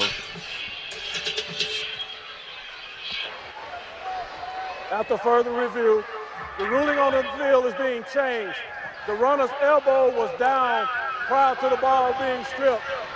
First down for North Carolina A&T at the 47-yard line. Clock operator, please put 41 seconds on the game clock. You said you saw it earlier. The elbow was down, and that's a clear indication. Well, it seemed like he was still grabbing at the ball when Bamiro's elbow was down, so that would be what they would be looking at. And I guess they've got enough visual evidence there to say his elbow was down before Hunter was able to pull the ball out of there. So 1st and 10. They asked for the game clock to go back to 41 seconds. It is still at 35. Game clock to 41 seconds. And now you wonder, you got the ball back. Because Bro always say, hey, we dodged a bullet there. Do we maybe start running the ball to Tariq Cohen a couple plays in a row, or do you continue to try to put it in the hands of this quarterback and throw the football? They do have 2 timeouts. And the quick swing to Cohen in space. Cohen fumbled the football, but fortunately it goes out of bounds for A&T, and it'll be marked out at the 41 as Alden McClellan was the one who punched it out of there after Cohen gained 6. Yeah, but I really like that play call. Give him the swing pass in space. He's going to pick up positive yards and may have a big play for you. The clock will start on my ready.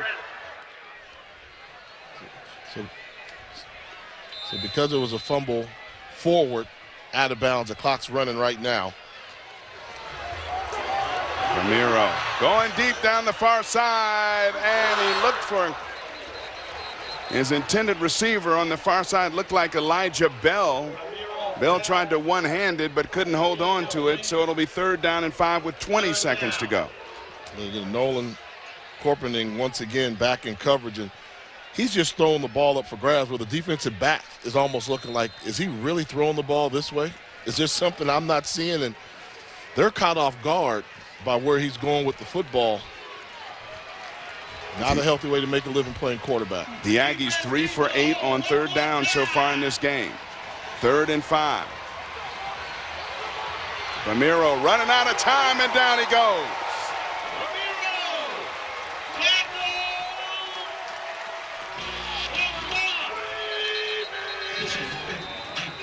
Frederick Henry Ajuda on the sack.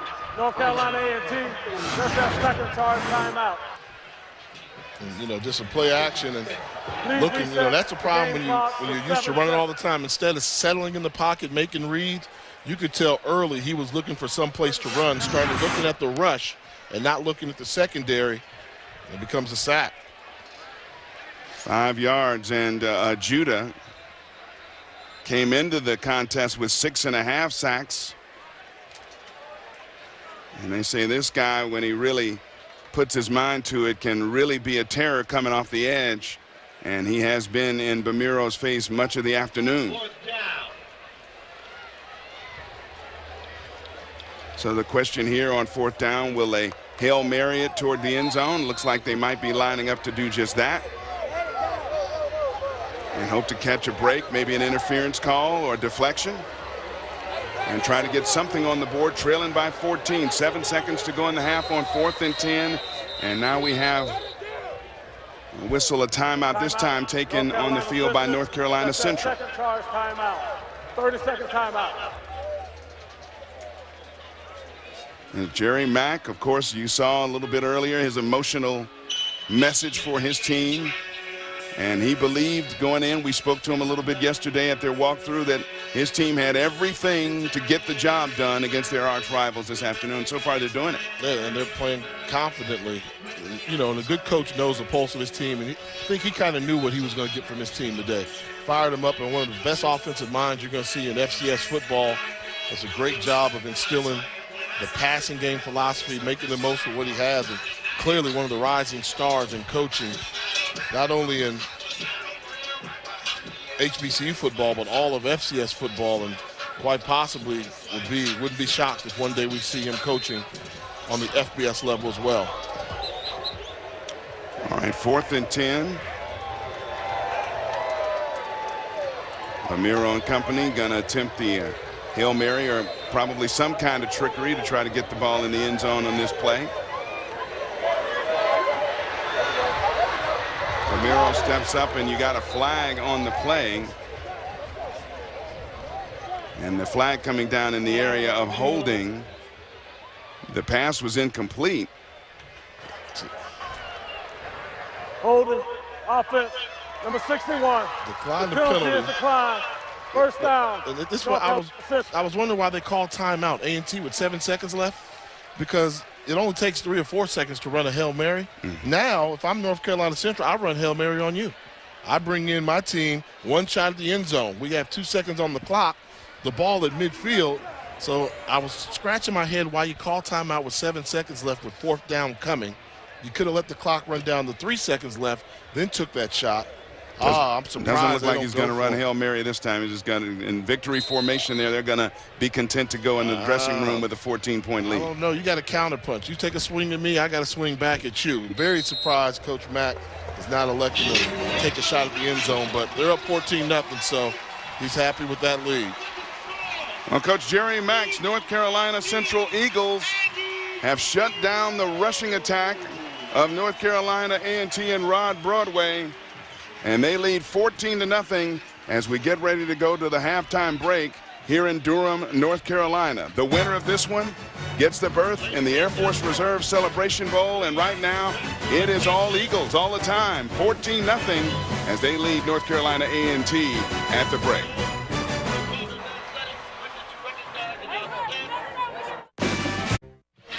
We're back here in Durham, North Carolina. ESPN College Football presented by McDonald's. North Carolina Central leading North Carolina A&T 14-0 as we're about to start the 3rd quarter. And it's been simple for that man, Rod Broadway. his offense has not been able to get on track because they have little to no running game with Tariq Cohen been held in check by the Central defense. Yeah, and I think what's surprising is the way they bottled them up. They haven't been able to push anybody off the line. They've tried a couple ways to get Tariq Cohen the ball in space. He's done it in spurts, but because there's a non-existent passing game right now for North Carolina A&T, they're just honing in on any ball carrier with the football, whether that's the quarterback or Tariq Cohen. Has not led to any type of success here in the first half. Cohen 11 carries for only 31 yards in the first half, and then Malcolm Bell has been exactly the opposite in the first half. Difference maker in this football game here, able to hit a couple key throws when his team was backed up to keep the drive alive, but it's really been the zone read. He's really made great decisions on when to keep the football, when to hand off the football, and once he made the decision, showing the athleticism to finish off big runs. Malcolm Bell's played a fantastic first half for Jerry Mack. Look at the first half numbers as we are about to kick it off in the second. You see in the rush game, Central, a big advantage there and more than double the total yards of the Aggies of North Carolina A&T. One turnover by Central, big interception, but produced nothing. And the surprising number here, I got to circle a couple things for you to see. North Carolina A&T only gives up 76 yards rushing per game. They've given up 112. Flip side of that, North Carolina Central gives up over 175 yards rushing per game. A&T only at 68. Advantage North Carolina Central. They're dominating. Second half kickoff. Brandon McLaren will be kicking deep to Chris Garden and Malik Wilson, who are standing at their 5 and 10 yard line respectively, and this will come down to Garden at his 2. And Garden tries to keep his balance, almost does, gets out across the 25 to the 28 yard line, where A&T, which won the toss and deferred in the first half, will take over after the 26 yard return on the kickoff to start the third quarter. Right now, I think you're going to know right away what type of mental fortitude this North Carolina A&T offense has. I mean, your quarterback's struggling, 6 passes, 32 yards. I mean, that's junior high school numbers there. Got to get it together, and let's see what they come up with to make a change here in the second half. An offense that averages 39 points a game was shut out in the first half. And Bamiro leading his offense out and holds on to it. Quick slant pattern, has his receiver Denzel Keys, and Keys slides up close to first down yardage depending on the spot. I think they'll give it to him. That's a pickup of 11. So a good play to open the third quarter in the passing attack for the Aggies. Yeah, maybe that's what you have to do. You have to have wide receivers step up and help a struggling quarterback create more separation. Obviously, Bamiro feels comfortable throwing the ball to Denzel Keys. He's targeted him over 7 times in this game already.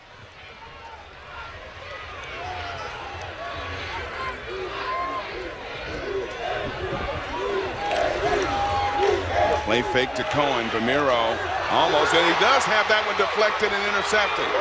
It is picked up by Jaquel Taylor. Taylor making his way down the far side inside the 25-yard line where he's pushed out of bounds, and another key turnover for the Eagles of North Carolina Central. I'm not so sure Bamiro didn't call his own number between he and Keys. That looked like a design run all the way to get the ball to Tariq Cohen. I mean, everybody's blocking. They're blocking like it's a run play. Keys was the only guy that ran a route. And that's why he didn't feed the horse. And, look, I mean, this is I'm pretty sure that's a run play. He decided to call his own number. But once again, trying to force the ball to Denzel Keys when he was double covered leads to an interception. And things just can't get worse for the start of this second half for Rob Broadway. 31 yards on the return by Taylor. Off the deflection, 1 turnover apiece for each ball club right now, in great field position for North Carolina Central. See what Malcolm Bell can do at the quarterback position. He has hurt the Aggies with his arm and his feet. The handoff, and stacked up almost immediately is Darrell McClain, who was going off right guard on the play, and no gain. 2nd and 10. And Malcolm Bell has to continue to play a smart game in terms of his selection of when he's going to run the football himself or give it to the running back. They didn't account for him well in the first half. I would make them show me that they're going to account for me running the football in the second half if I'm Malcolm Bell.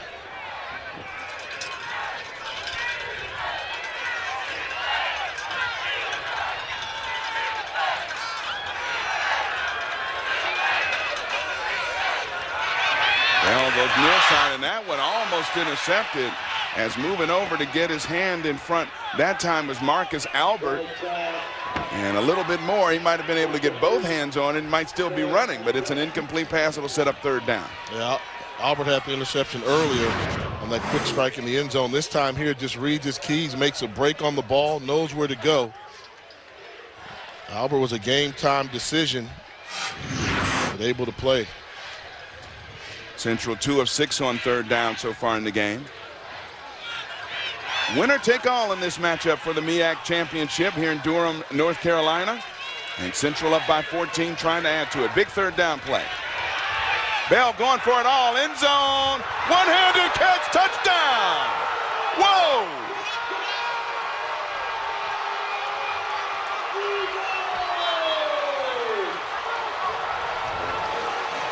What did Coach Mack say? His wide receivers have been playing out of their body this whole season. And what a fantastic catch made by Khalil Stinson. Look at this, reach back, left-handed, the offhand, secure the football in play. That was great coverage that was there, but a better catch. Wow. Khalil Stinson with highlight reel type stuff. 3-play, 24-yard drive after the interception. Took 57 seconds off the clock. And now talk about intense pressure on the opponent if you're the Aggies of A&T after the extra point. They trail by 21. North Carolina Central in control with 13:08 here to go in the third quarter after the outstanding touchdown catch by Khalil Stinson. We'll be back.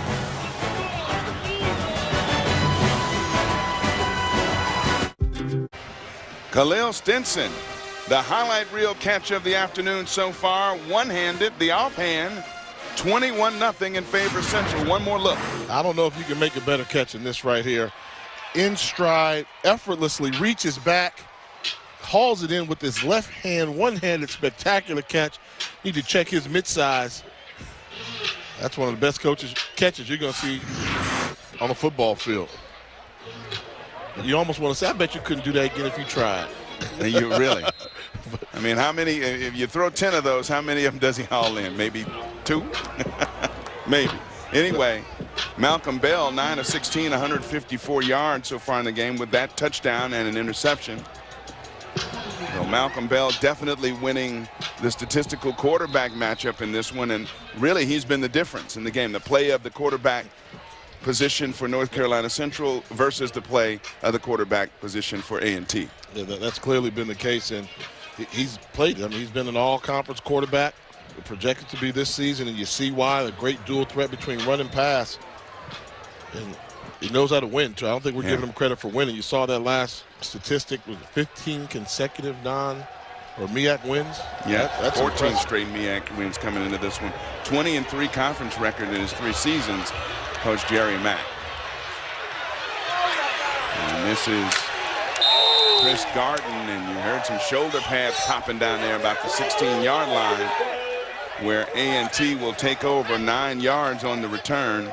And we said it starting the quarter, and we'll say it really again now. You need a sustained drive, and you need a touchdown probably out of this one to really feel good about yourself going into the last because right quarter now, and a half of this game. You know, North Carolina Central defensively, they're trying to send a statement. They're trying to say there's a changing of the guard, and they're trying to hold Tariq Cohen to some career lows. And the defensive line, we got to give them credit. They've really done a good job containing A&T's rushing attack.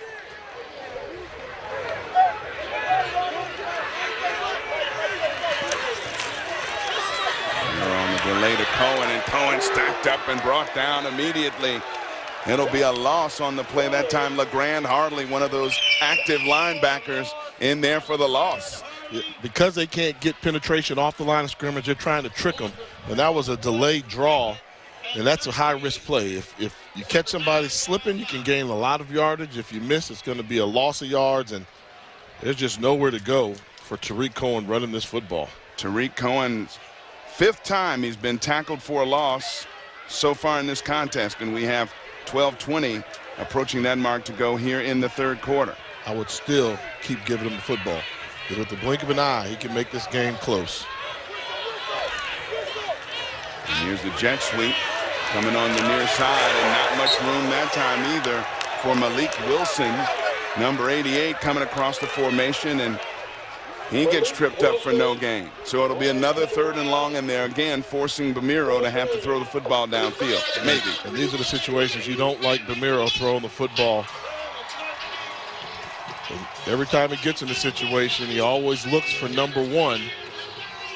Denzel Keys coming, breaking your huddle at the bottom of your screen on the left.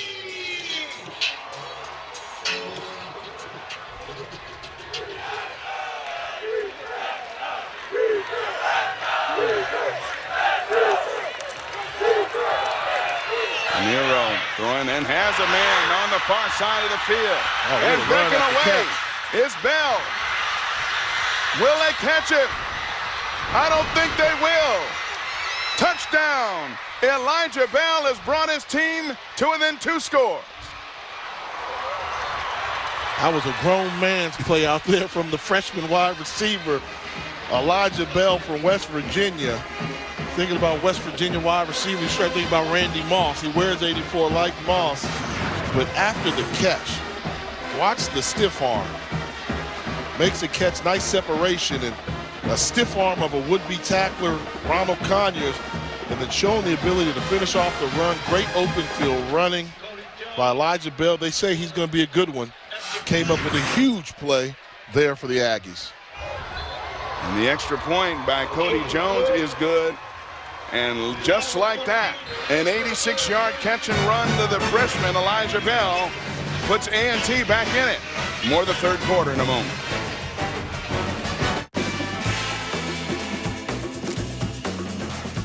He played. Let's take a look at today's Bringing the Flavor, brought to you by McDonald's.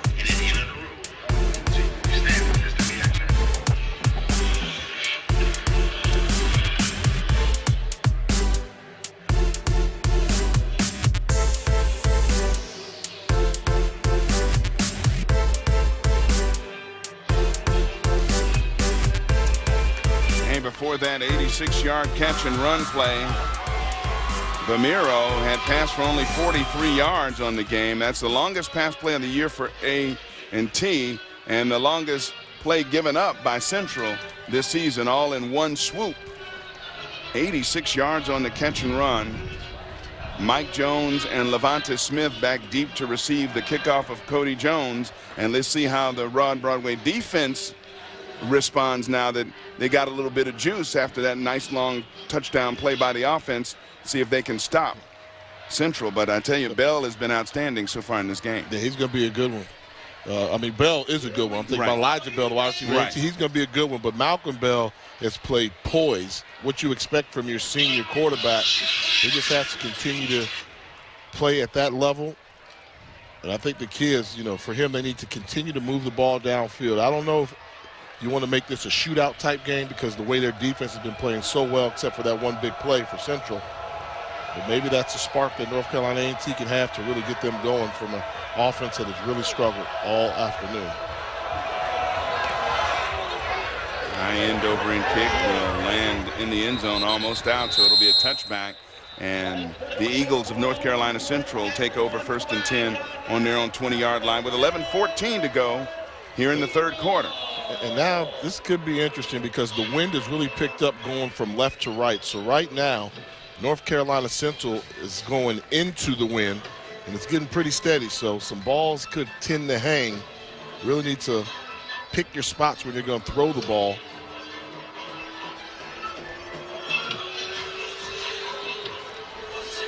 Ball comes out on the touchback out to the 25-yard line, where Central has 3 receivers out near side left. Ramon Simpson, the lone back with Malcolm Bell. And on the quarterback draw, Bell spins off some tackles, gets good yardage up to the 29-yard line, picked up 4.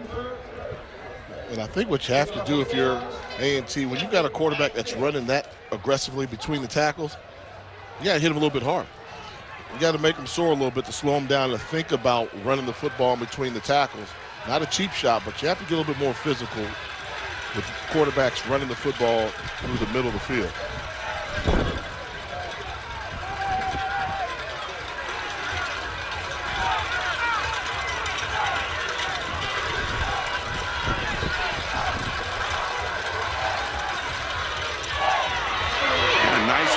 For Simpson to get through, and Simpson getting close to the 35-yard line. They'll mark him at the 34, where he'll be a yard short after the pickup of 5. Simpson is a guy that's been a pleasant surprise for them. Good runner, good blocker, good catching routes out of the backfield. Really impressed with the future of this young man, Ramon Simpson from Wilmington, North Carolina, just a sophomore. Big third down.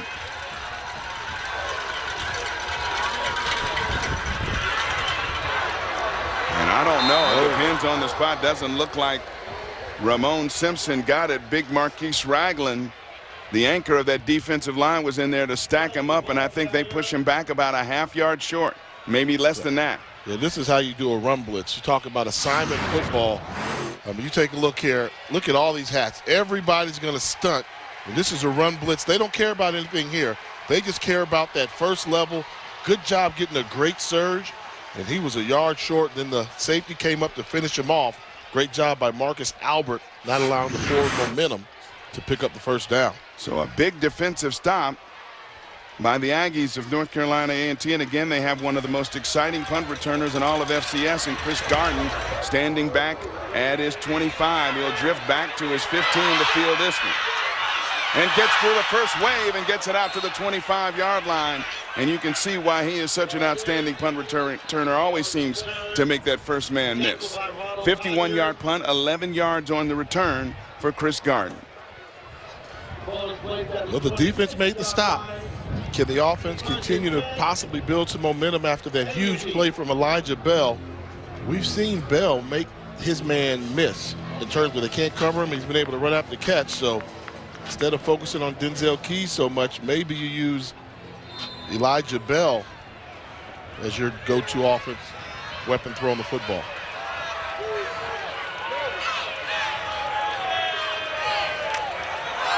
Tariq Cohen. And Cohen gets out to close to the 30-yard line before he is brought down.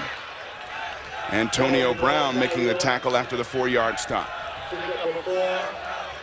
You're starting to think it's starting to feel a little bit. Maybe the offensive line, particularly left side, can figure out a way to win a couple battles, but bringing Bell back on the field along with Keys, spread out this defensive secondary, put a little pressure on the Eagles.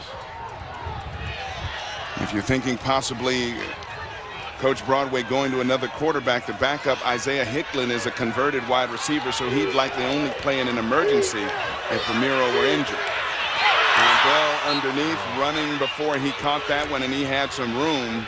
Blockers in front on the little wide receiver screen over the middle. Out. You know what you say? He's just a freshman. Great play, then he makes a boneheaded play by running before he made the catch on that drop there. There was plenty of room to run.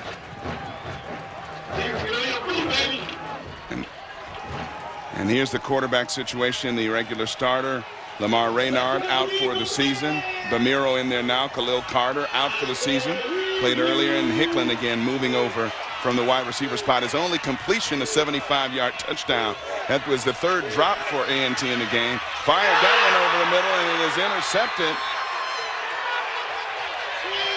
And another turnover, as that one is picked off by Mike Jones.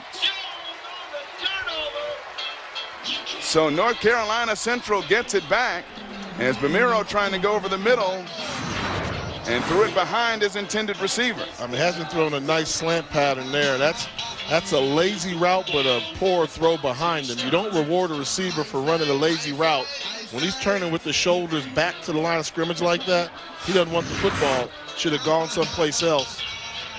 Instead, interception by Mike Jones, the junior defensive back. So a key turnover again. North Carolina Central will be in great shape at the 41-yard line of the Aggies. So let's see if they can capitalize on their second interception of the game.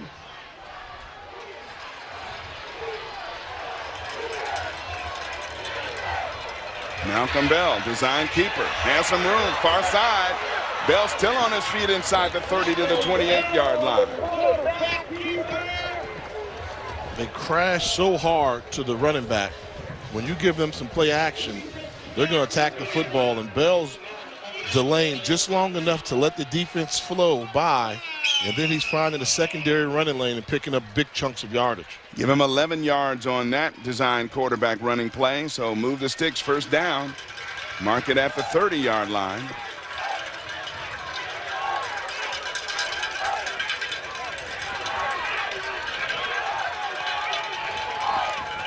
Bell already over 6,000 career passing yards here at Central.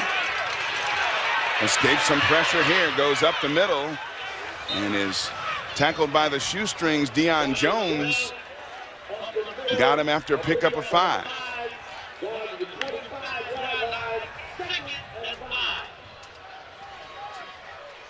Bell's really just done a good job of game management, choosing when to call his number, when to run the ball, when to scramble. Coach Mack has done a really good job in coaching the senior from Richmond, Virginia.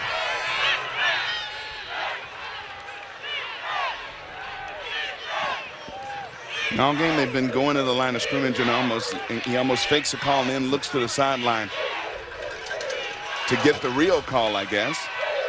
And this is Darrell McLean. McLean going off the right side.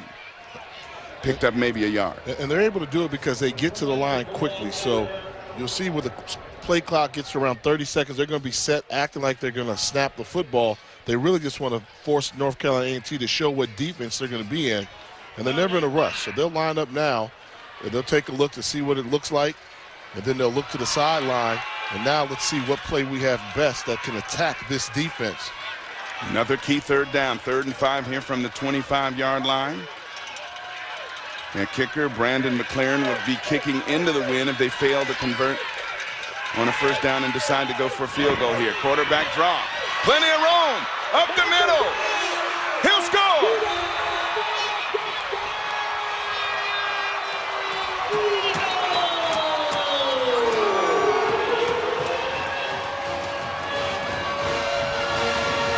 Malcolm Bell has put on the Superman cape and taken his team. This is just great play selection. You get a look, you say, we've got one extra blocker compared to who they have on defense. Make one man miss, and off to the end zone is Malcolm Bell. He's played a fantastic game, and it continues here in the second half. 25 yards on the design quarterback run for the score. Completes a 4-play, 41-yard drive in 2 minutes and 18 seconds. And now Brandon McLaren on for the extra point to put the Eagles back up by 21, 3 scores.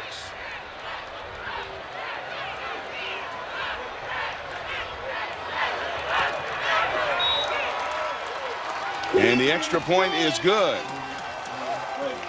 So their defense gets the key turnover on the interception. And the offense of the Eagles comes on behind their quarterback, Malcolm Bell, his 25-yard touchdown run to put his team up by 21.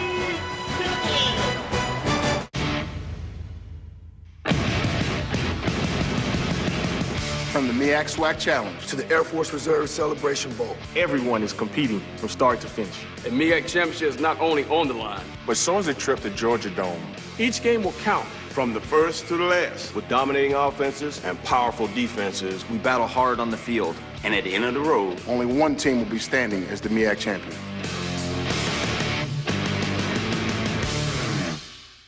Yeah, just ESPNU College Football is brought to you by Buffalo Wild Wings. Wings, beer, sports.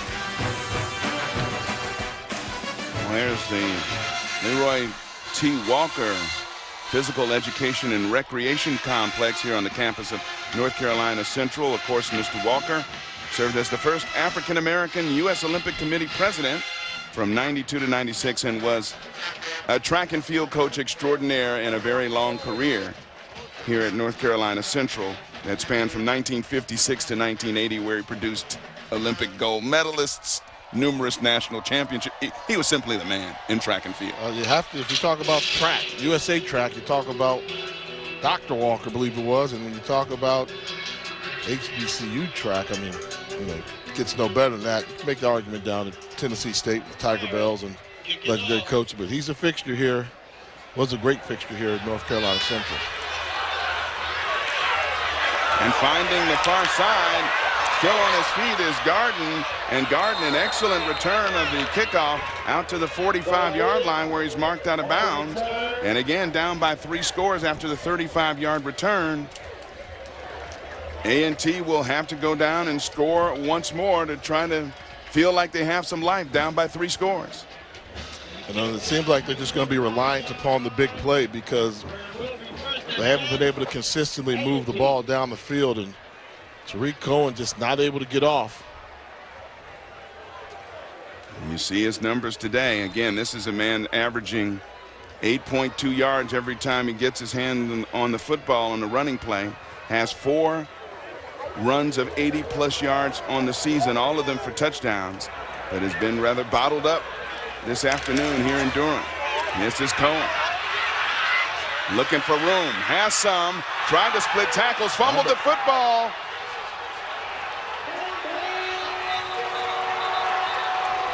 And they're gonna rule that Central recovers it.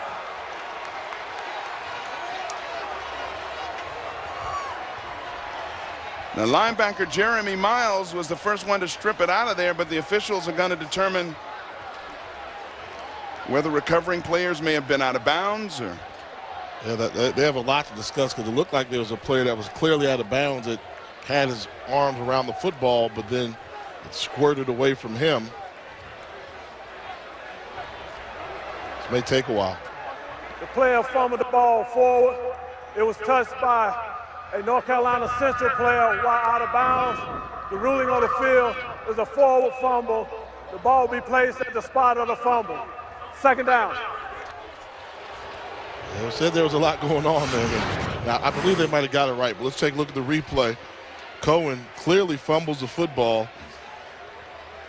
Player is out of bounds. And he tries to release it because he knows he's out of bounds. That's Jeremy Miles. But I think at the end of the day, they got the call right. It should remain possession of North Carolina A&T.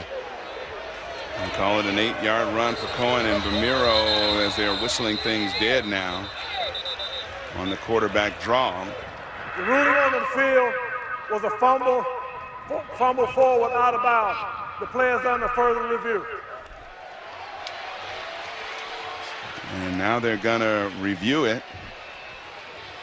And again, I'm only speculating, so don't get mad at me. You're doing pretty good today. The only thing that they could be reviewing, in my view, as I look at this, was whether the player actually had possession of the ball before he went out of bounds on the fumble recovery. Yeah, I don't know if he had possession, but you can say that. I don't think he did. I think they got it right on the field. I really do. I agree with you. But I'm saying, what could they look at except here it is. You can see Miles is going to go over to the ball. Now, are they thinking maybe he had it before he actually slid out of bounds with it? I can't see that would be possession. Yeah, that's pretty quick. I mean, real speed, I see why they made the call. If you slow it down, out of bounds, nah, I'm not calling that possession. No. Because he doesn't come up with it. No. Yeah. Now, maybe they'd have something to be discussing had he held the ball and just rolled out of bounds with it. Yeah. I think they might have a more difficult task ahead of them. After further review, the ball was fumbled at the 45-yard line. That was enough for a first down. First and 10, North Carolina A&T. So now they gave him some more yards, too. So they were reviewing that spot. So maybe they were just reviewing the spot. Okay. So he's on the 45 when it comes out. So yeah, he had passed the first down marker. A&T's fortunate. But now they're talking about something else on the sideline.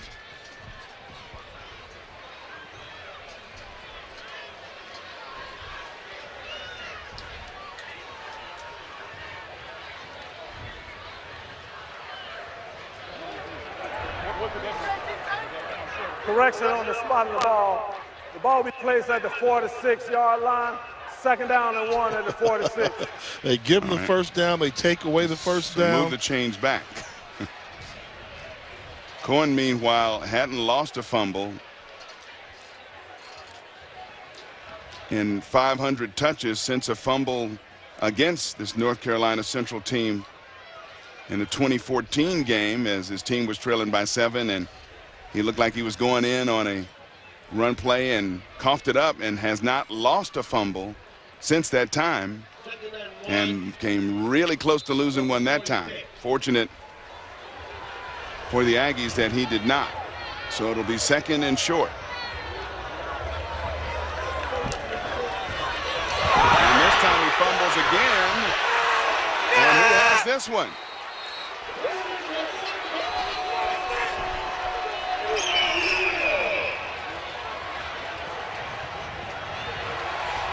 Central.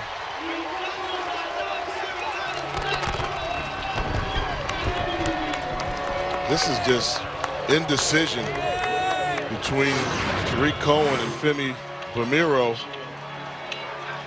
I'm going to put that on Tariq Cohen. You can't take a freeze step while the quarterback's giving you the ball. You've got to run through it. The ball comes loose, and he really didn't do a good job of going down on the turf to get it. He tried to pick it up and run with it instead of just securing possession of the football. It's one of those days for North Carolina A&T. Alden McClellan on the recovery there, and once again, Central with great field position with the ball at the 49-yard line of the Aggies of North Carolina A&T. So up by 3 scores, 5:07 to go here in the third quarter. Central with Malcolm Bell, who's had an outstanding afternoon at quarterback, trying to add to that lead.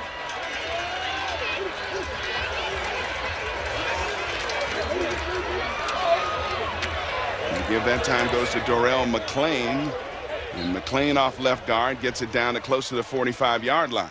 Dorrell McClain, the ball carrier. Give him 4 yards on that play. So now up 3 scores, you're trying to hold possession, let this clock run, and really put pressure on the offense of A&T to really keep them off the field and make them have to throw it downfield to get back in it. Yeah, and I think for North Carolina Central, just keep doing what you've been doing all game. Put the ball in the hands of Malcolm Bell, let him determine when to run the football, when to give it to the running back, and then the occasional pass when you see the coverage that you like.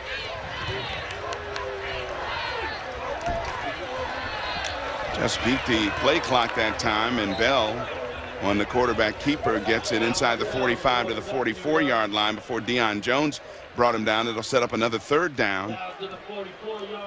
And a key third down here, especially for A&T, trying to get the ball back and trying to climb back into this one, trailing 28-7.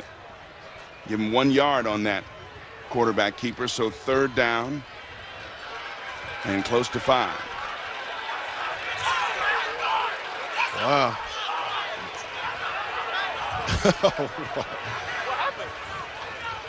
You see that was a fake call, and the wide receivers forgot the snap count, and they allowed them to reset.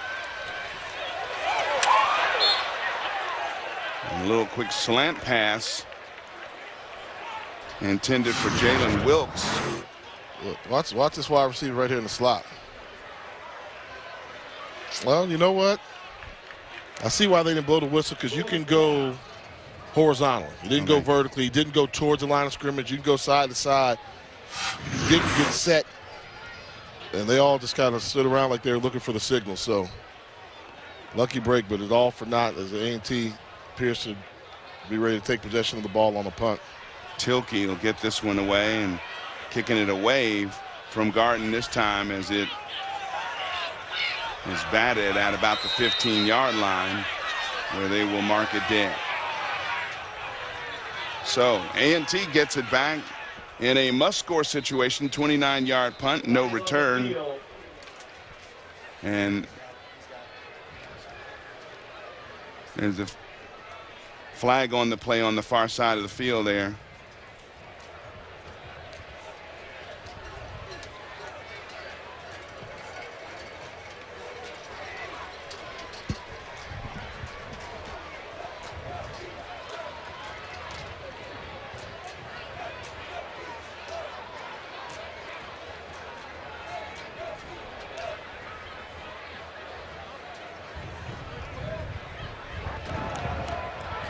There was no foul for illegal batting. The ball was first touched by the offensive team.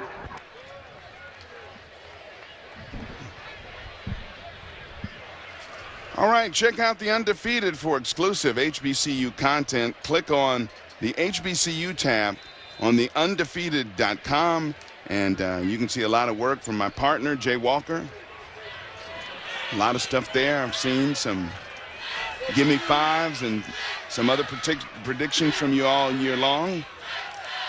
This is Tariq Cohen trying to pick a hole and doesn't have much there. A swarm of black shirts there to meet him, and he doesn't get much. Devontae Reynolds, one of those there to greet him. Yeah, let's see if there's anything there. Let's look at the yellow jersey as we watch it go. Let's see if anybody's winning their matchup.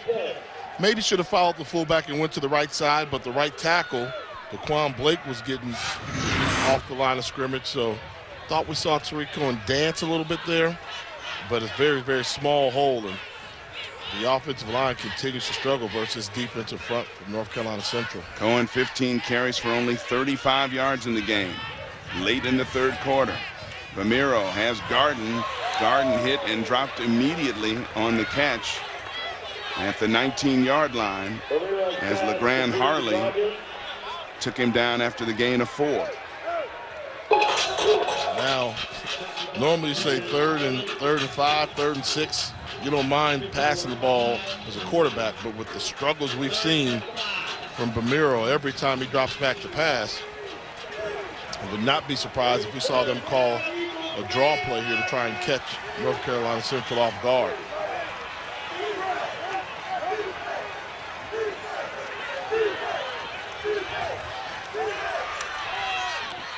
And Ramiro finds his tight end this time, Leroy Hill, and Hill fights off tackles, gets out to the 27-yard line where they'll move the chains and keep the drive alive with 1:45 to go in the third.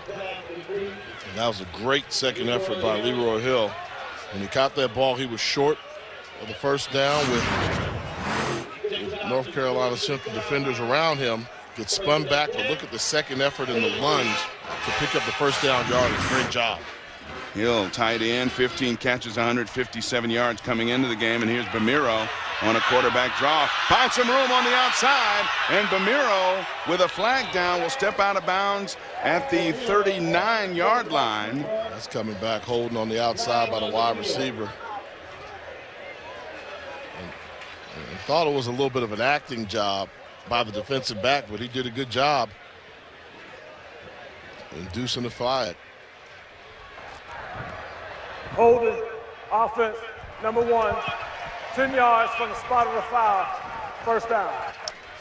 And frustration showing for Aggie football players and coaches alike. Denzel Keys. Left side, he's got him and, pushing him. And look at the acting job there by Corpening. On the full turn, I don't know if he had him that much. He was engaged, but Corpening turned his back and made it appear as if it was a hold, and the official bought it. Ball has been placed at the 23-yard line.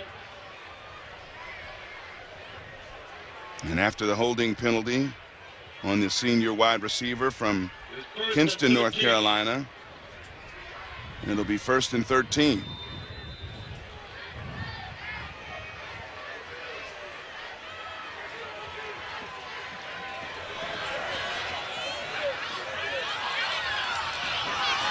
Ramiro trying to set up the screen, and that one is deflected at the line of scrimmage. Looked like they had a couple blockers out in front of Tariq Cohen. But coming up there for the deflection at the line of scrimmage, thwarted that play. And Sean Davis was the one who came in there and got the deflection. I think you just continue to call quarterback draw. I mean, that seems to be what Romero feels comfortable doing. You can't force something that's not there. When he throws the ball, it just doesn't feel comfortable in the pocket. Bad snap, Romero gets away, running out of time, and now just flings that one high and out of bounds and save his life. That went bad from the start with the bad snap. And Romero using his athleticism to get away from the rush and throw it away to live for another down. So it'll be 3rd and 13. 3rd and 13.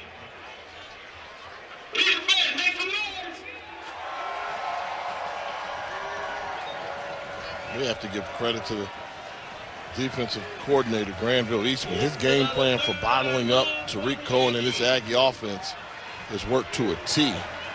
I've never seen North Carolina A&T look this flat offensively, like just confused and stunned, and they don't know what to do.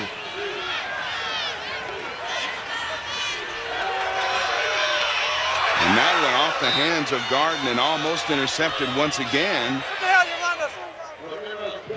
And so the Aggies will be forced to punt with 47 seconds to go in the 3rd quarter, and things are not looking up for the offense under the direction of the 5th-year senior, Oluwafemi Bamiro, who for most of the day has struggled throwing the football.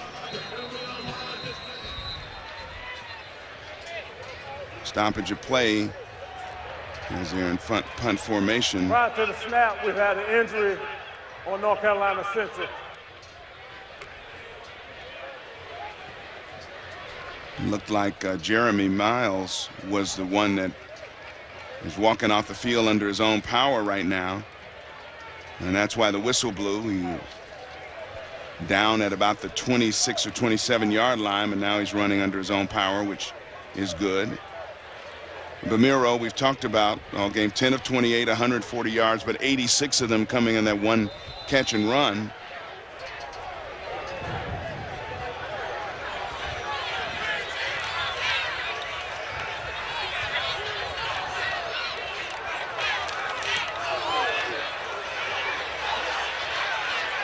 Punt is short, and it's an A&T player at about the 42. So again, great field position for Central.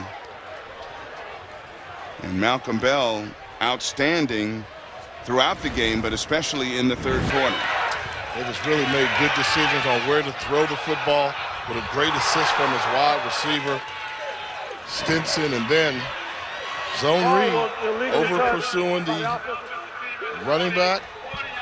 But he's been able to call zone number, get to the end zone. It's been a fantastic game for Malcolm Bell, playing composed like you want your 5th-year senior signal caller to do. Bell over 100 yards rushing in this game.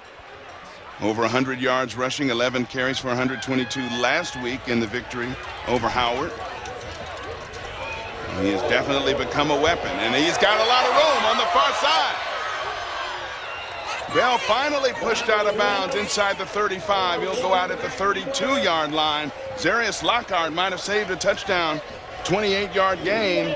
So add some more to an already big afternoon running the football for Malcolm Bell. And it was a great move he put on Marquise Ragland, the big nose tackle from North Carolina A&T. That's a mismatch with a nose defensive tackle trying to tackle a mobile quarterback. Advantage offense, and Bell continues to excel with his decision-making in the running game. As we end the 3rd quarter, North Carolina Central and their coach, Jerry MEAC, in full control. Bell, 131 yards rushing in the game. His team leading by 3 scores. O'Kelly Riddick Stadium here in Durham. North Carolina Central in total control, up 28-7 over 9th-ranked and arch rival North Carolina A&T. And Malcolm Bell already with a career-high 131 yards rushing, trying to add to it. Going all the way for it. receiver inside the 5-yard line. Levante Smith is there on the catch, but we do have a flag on the play. It's all the way back at the 27. So let's see what the call is.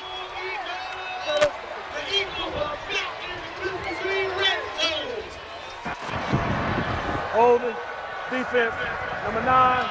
The penalty is declined. Results of the play is a first down. Zarius Lockhart. I'm impressed how Malcolm Bell continues to be the best football player on the field. Making decisions, throwing the ball when called upon, going the right places with the football. An impressive performance by Malcolm Bell all game. First and goal, mark it at the 3. And there's Levante Smith. 30 yards on that reception. And taking the ball off the left side that time was Darrell McClain. McClain got it a little closer. And you know what's more impressive about Malcolm Bell's performance? Let's go way back when this game first started. Opening drive. Remember he threw the interception? Right. Seems like a long time ago. It does. A great quarterback, shakes it off, and continues with the game plan, believes in the system. And since that interception, he's played lights out in this ball game.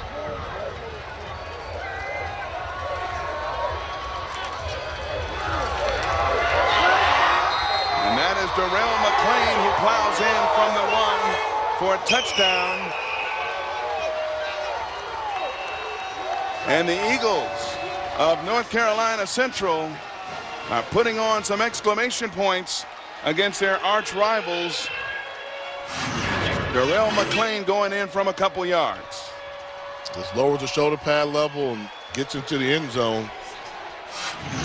But North Carolina Central is a quarter away from achieving a goal that they put a lot of time and effort to. Give credit to their athletic director, the school chancellor, all the people that put the pieces in place.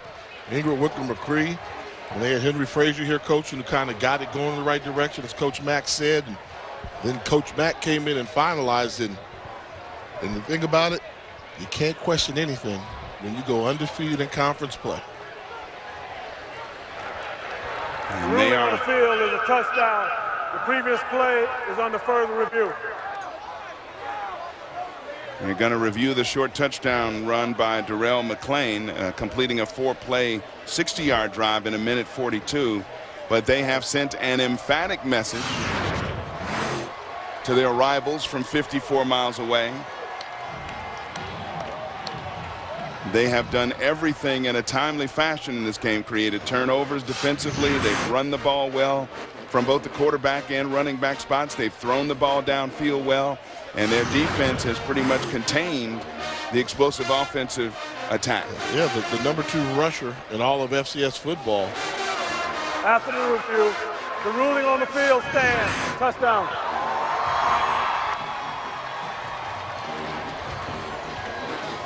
And so now Brandon McLaren comes on for the extra point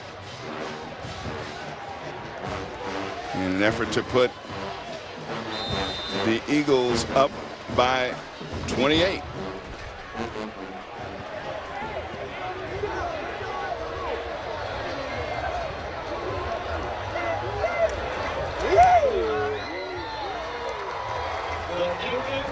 The kick is good. 13:55 to go in this one. North Carolina Central that much closer to a berth in the Air Force Reserve Celebration Bowl.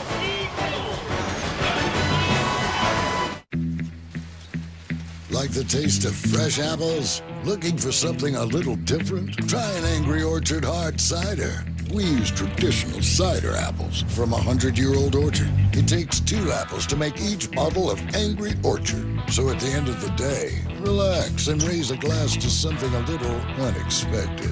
Angry Orchard, crisp, refreshing, and not too sweet. And now in cans.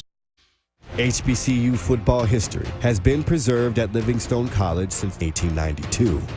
During the inaugural game, players donned hand-fashioned uniforms and homemade cleats.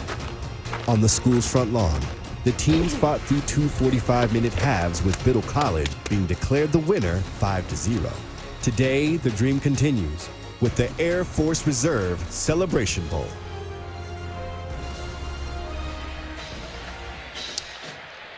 13:55 to go before the fans, I guess, doing a little bit of the bird symbol, the eagle symbol there, I guess. Well, okay. You know, doing the dirty bird, the high-flying offensive bird, especially in this one with quarterback Malcolm Bell. And they have been quick strike, scoring drives of 5 plays, 4 plays, 3, 4, and 4 in this game. So they haven't taken long to methodically drive it down the field.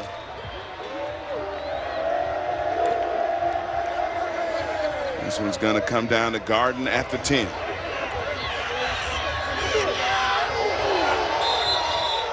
And Garden gets it up to the 21 before he's brought down hard. Also, the Central offense, 4 of their 5 scoring drives under 2 minutes in this one.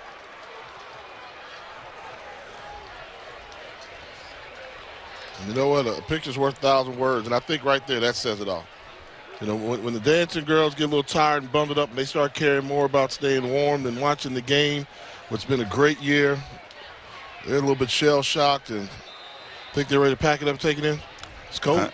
It's getting a little chillier out here. It's feeling more like northeastern type football weather in November. And there seem to be no signs of life. You know, you can understand if the offense was going back and forth and needs to get some more possessions, but this offense has just sputtered possession after possession.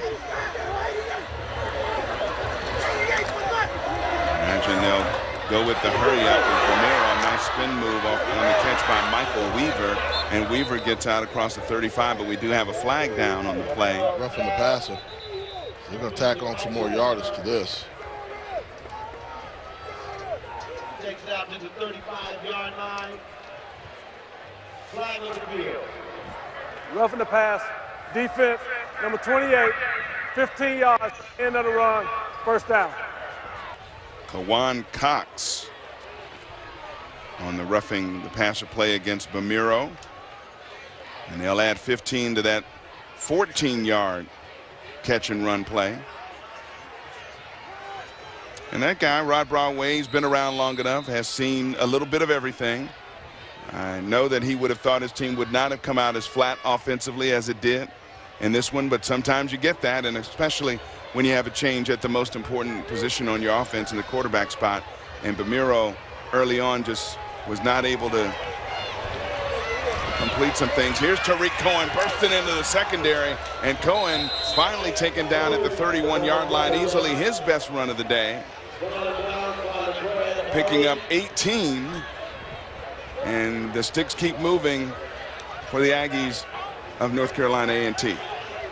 That's that spurt we thought we'd see more of, that they would go to on a regular basis. But you see the ability, the home run hitting ability to change this game earlier. But I think down by 28, North Carolina Central is content to allow Tariq Cohen to run the football and let the clock keep ticking. Have you noticed the Central defense do anything schematically defensively to take Cohen out of the game, or was it just they were winning their one-on-one battles? They're controlling the line of scrimmage and playing disciplined football. And really did a good job of taking away the cutback lanes, but it's so easy to play defense when you know a team can't throw the football. They were not worried about A&T throwing the football at all. So when you can just tell everybody your first key is stop the run, then drop back and try and stop the pass, it becomes a whole lot easier to play. And this is a good defensive line for North Carolina Central. And there were a couple of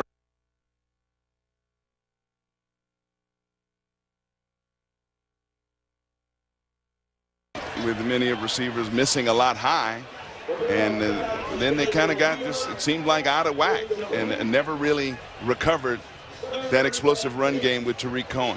Yeah, it just seems, you know, when you have a backup quarterback, there's a reason to the backup.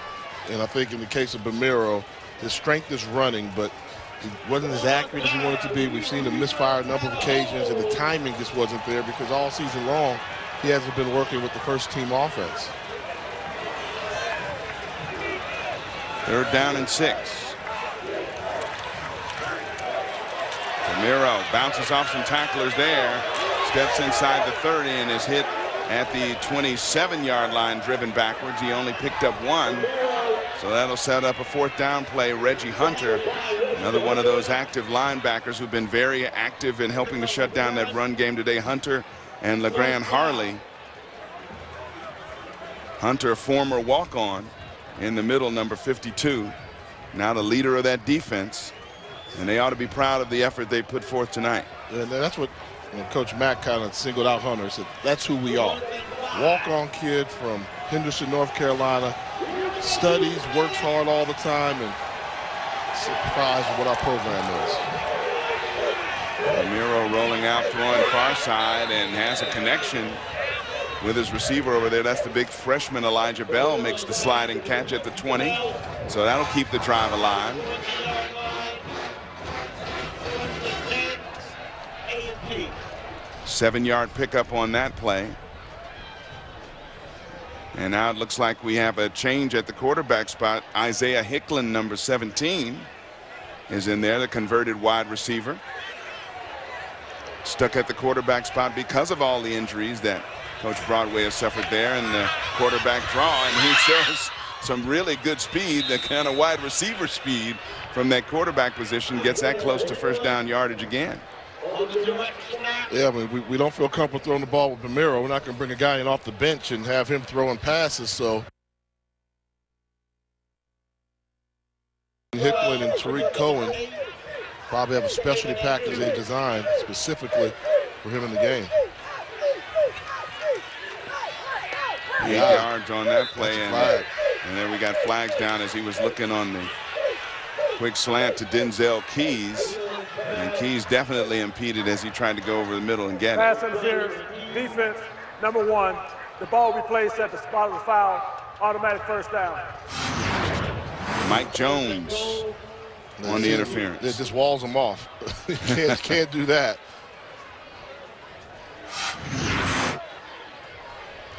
A&T, believe it or not, making its first snap in the red zone of the game right here. Didn't think about it, but now that you mention it, yeah. I don't know how many times they've crossed midfield.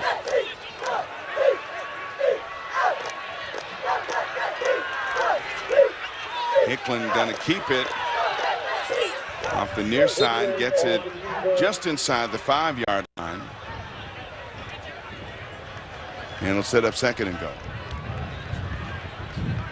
And this is when it gets interesting, because you know they're going to run the football with Hicklin in the game. It's just a matter of, do you guess the right side? So you have to use some misdirection. They tried to run a quarterback draw on the last play. Now with Tariq Cohen comes in the game, maybe you focus and they make a big change. What is this? Tariq Cohen going to play some wildcat. A wildcat here with Cohen.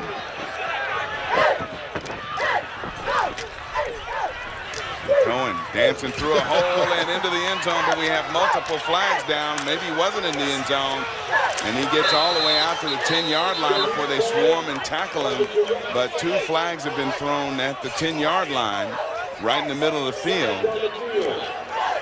Holding, offense, number 61, 10 yards from the previous spot, second down. Josh Maddox committing the hold inside. That was fun watching him play that wildcat, though.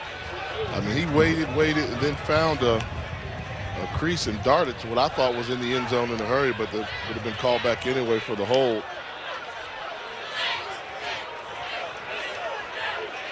The holding down there in the red zone. Drive killer. Particularly when you don't have a quarterback that can throw.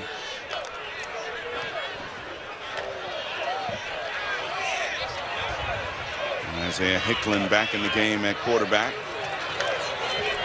He's throwing. Throws it up for grabs in the end zone. Fight for it, and I think Keys came away with a touchdown. Denzel Keys. And the Aggies get on the board once again. Isaiah Hicklin with a touchdown pass to the senior from Kinston, North Carolina.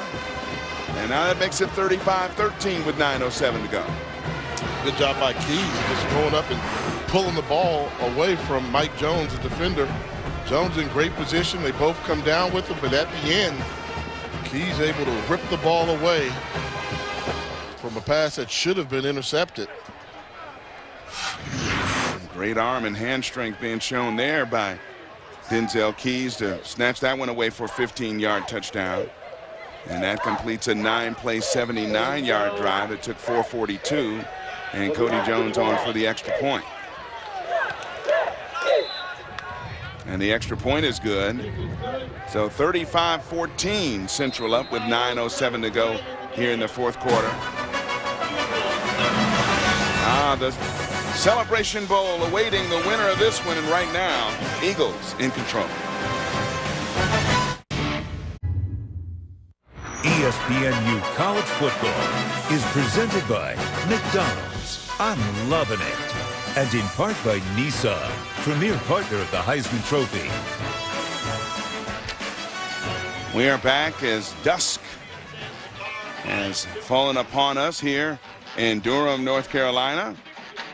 If you're a fan of North Carolina Central, you are feeling awfully good right now. 35-14, 9:07 to go until they get that outright MEAC championship and berth in the first College Bowl berth of the 2016 season in the second annual Celebration Bowl, the Air Force Reserve Celebration Bowl, taking place in Atlanta, Georgia, December 17th.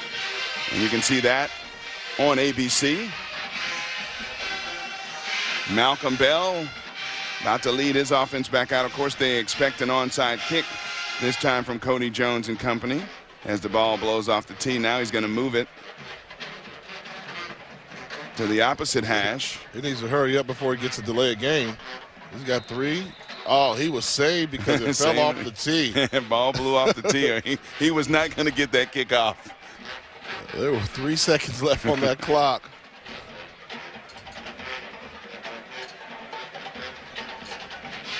Bell is accounted for Central for 315 yards in the game, 184 passing, a career high 131 yards rushing, and 2 touchdowns.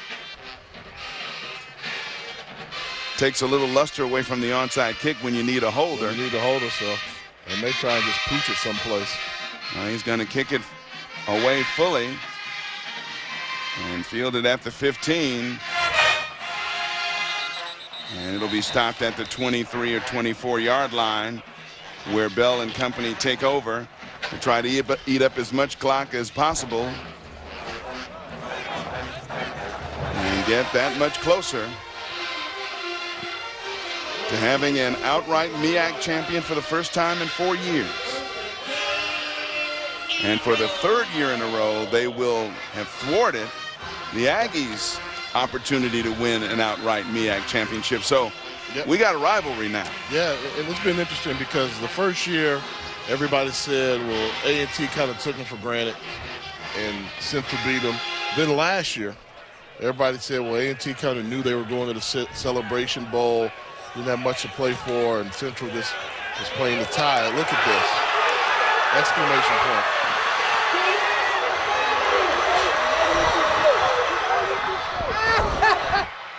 I think he hit the pylon and scored. Darrell McClain takes it all the way, 76 yards. And that is about as emphatic an exclamation point as you could possibly have. This is against the #1 rush defense in the conference, the #2 rush defense in the country. McClain's had some star power now. Last season's Rookie of the Year in the conference. And stars know how to finish off big runs, highlight film runs. And well, as a defense, you know what the offense is going to do. They're going to try to run the ball and run clock. You overplay the run and somebody misses a lane or an assignment, and you get a 76-yard touchdown run.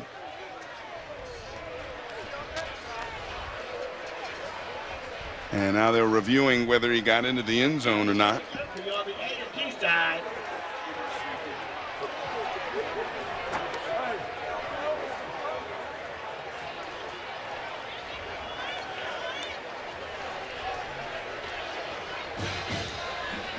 That's a career-long run, that 76-yarder by Darrell McClain. You talked about him, last year's MEAC Rookie of the Year. And his first 3-touchdown game of his career. And what a way to do it. The extra point is good, and now Central rolling in this one, 42-14 for that man, Jerry Mack.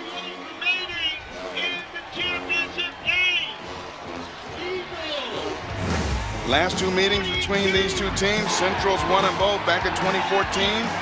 Bell, a 10-yard touchdown pass to Chaz King. And then Tariq Cohen, fumble going in. 21-14 in that one. In the last season, Cohen bottled up 22 runs for 116 yards. Malcolm Bell, meanwhile, a 3-yard touchdown run. Bell was 14 of 28 for 200 passing, and Central beat A&T 21-16, and now they'll make it 3 in a row in much more emphatic fashion with 8:48 to go, up 42-14. And the Aggies can't deny this one. They saw it coming. Everybody saw it circled on the schedule. You saw the two forces were going in a head-on collision course. And North Carolina Central, hats off to them. They just are punishing the #1 team in HBCU football, defending HBCU national champions.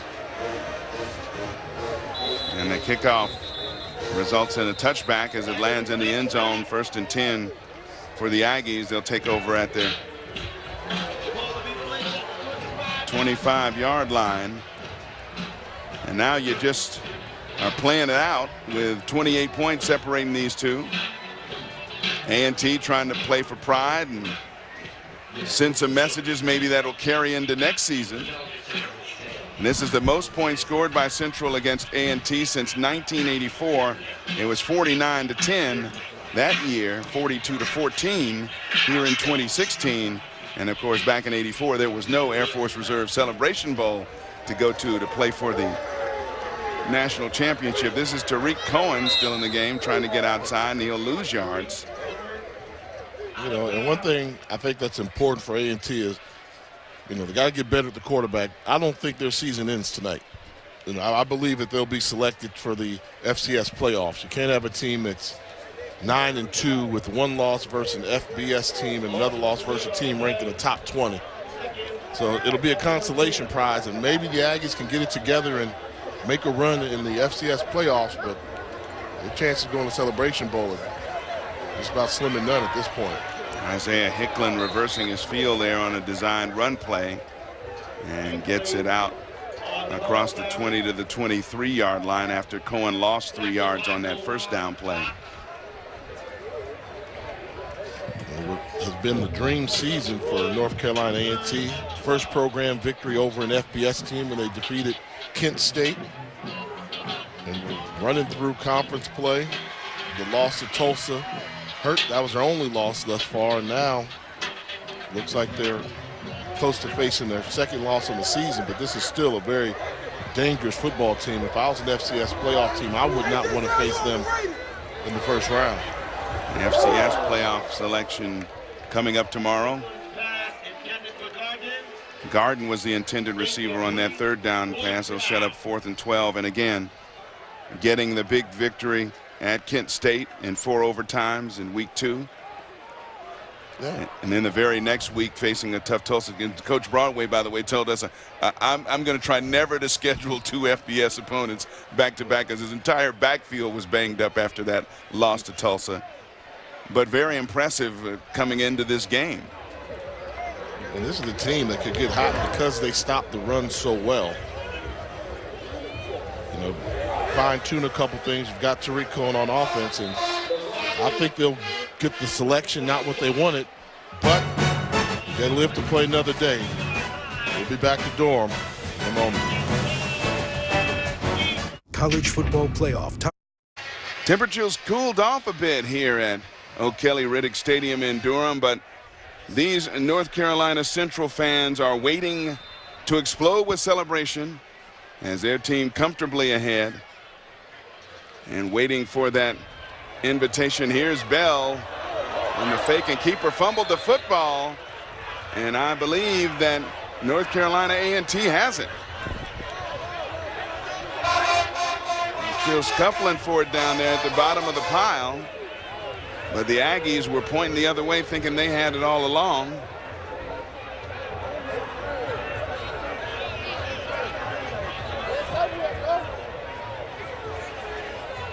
Still no signal as they unpile bodies.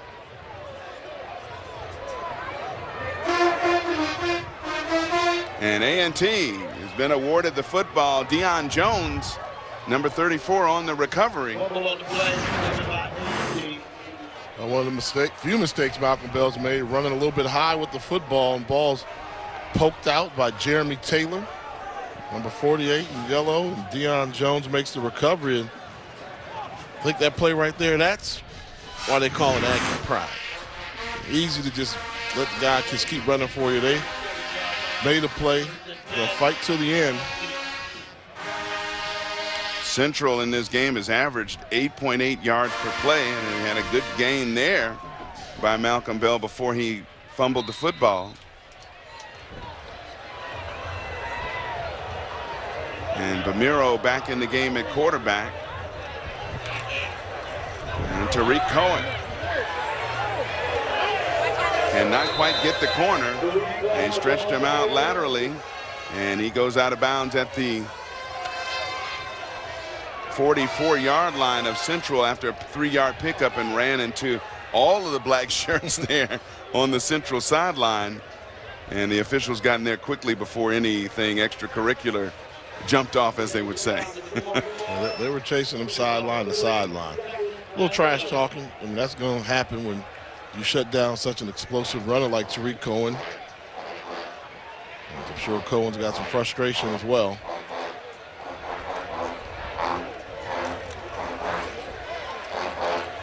Ramiro, deep out pattern as he looked for Denzel Keys, and that's off his hands, incomplete. Might have been batted away by the defender over on the far side.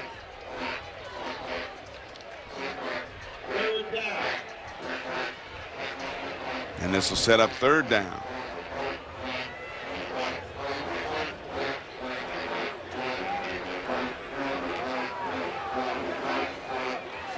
When they take the field, what's the one thing that stands out right now when you're watching the game? What you see? Timeout, North Carolina Central. They're taking a timeout. I'll point it out to you once they break the formation. Okay. Both teams gonna talk things over a little bit. And we talked about it earlier as Coach Broadway, who's been on both sides of this rivalry, put it best. Central hates North Carolina A&T. We don't like Central. I believe after 3 years in a row. Yeah. I believe that now North Carolina A&T, they hate North Carolina Central right now. And there's Broadway, of course, who was here at Central 03 to 06, and then at Grambling.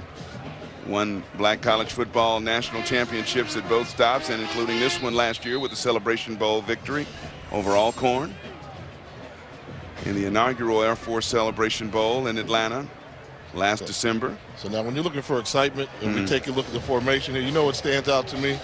Look how bright those shoes are. Those are standing out in front of everything. We're trying to find something exciting. There's nothing more exciting than those bright lime green shoes being sported by Darius Sproul. We'll get a shot. Look at that. I mean, wow. Only one. Everything else is dark on the Central sideline, but you know, he'll get some style points from some folks that maybe he plans on riding a bicycle back to the dorm or something, and he'll be seen at night because they are the brightest thing on the field. Yeah, they're like glow in the dark. And now massive replacements going on. This is all second team coming into the game, or punt team right now, as 4th and 7 with the play clock winding down.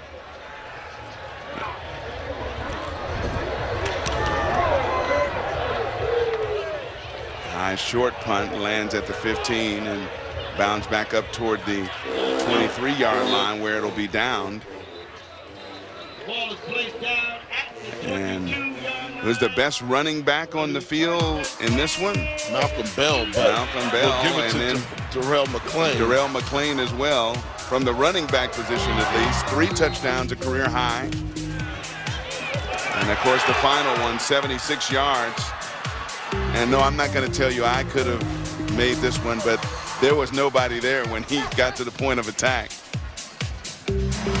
And he was probably as surprised as anybody. 12 rushes, 112 yards, 3 touchdowns for the 2015 MEAC Rookie of the Year. who's been bothered really all year by nagging injuries and kind of had to split that running back job with Ramon Simpson, who's played very well, but McLean has established himself in this one. And McLean takes the handoff that time from Malcolm Bell and picks up 1 more yard to add to the total. As the Aggie side of the field, the far side, almost emptied out. Their fan base going home disappointed.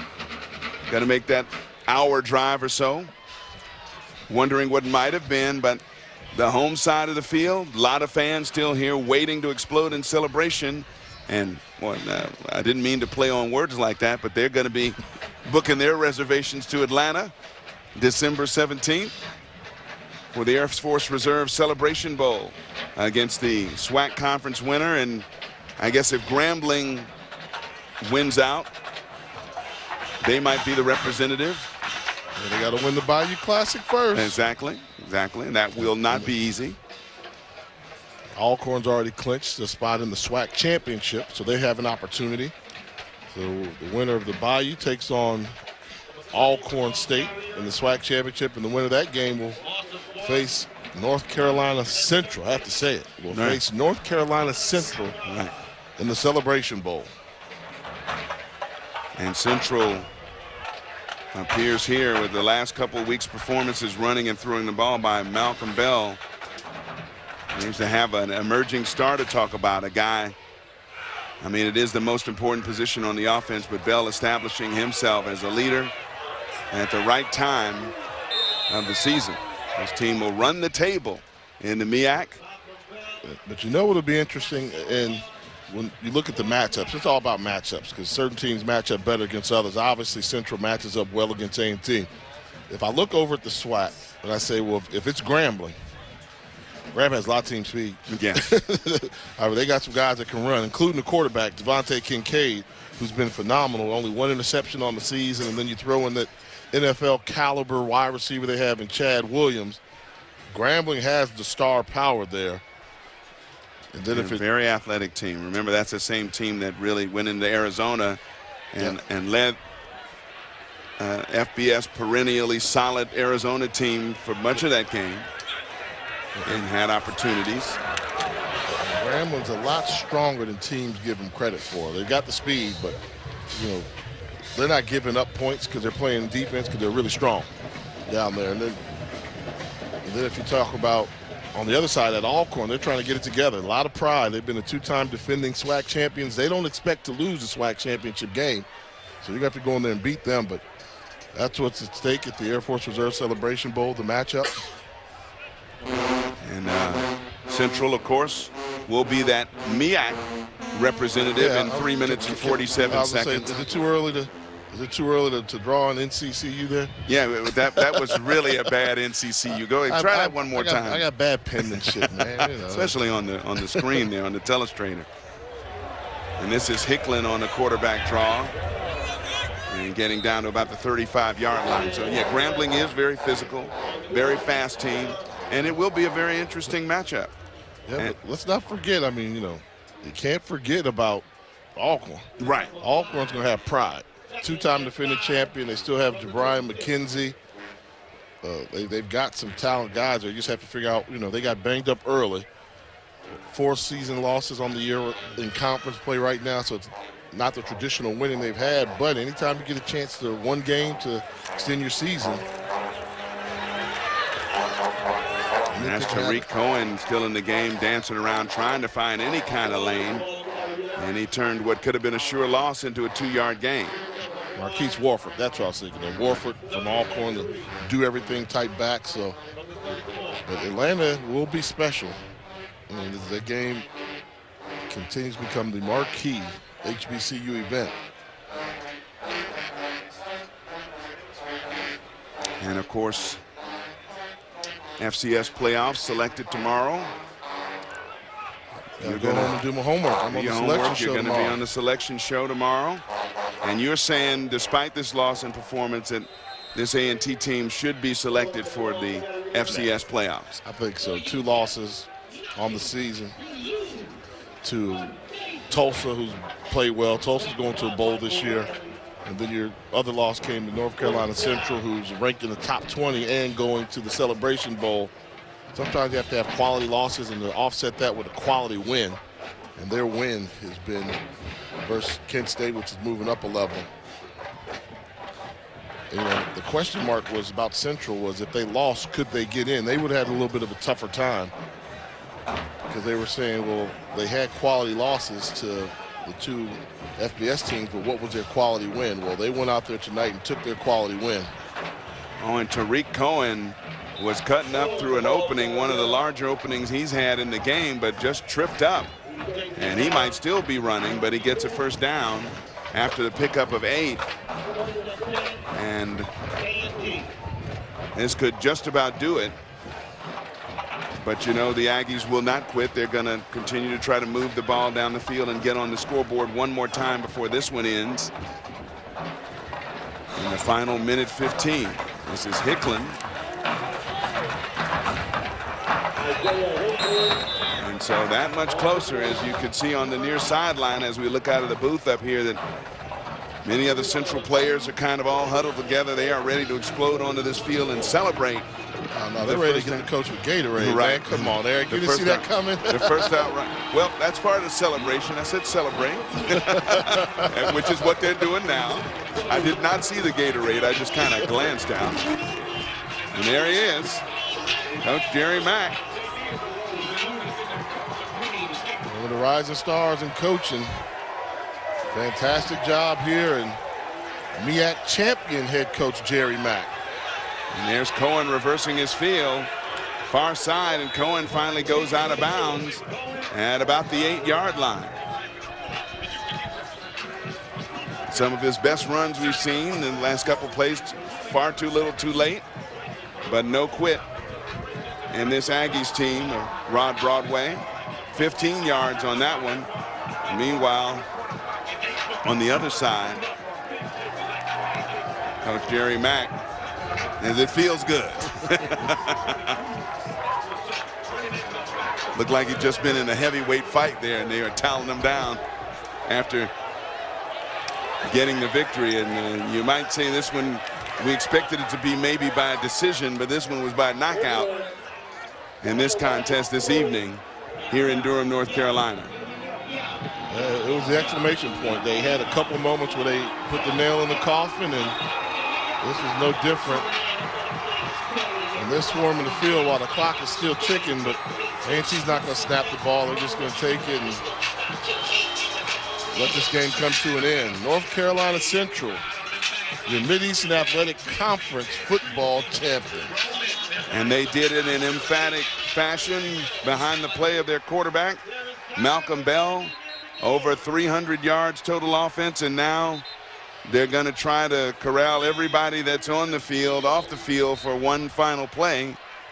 6 seconds were left in the game as the Aggies approach the line of scrimmage to try to run one more play.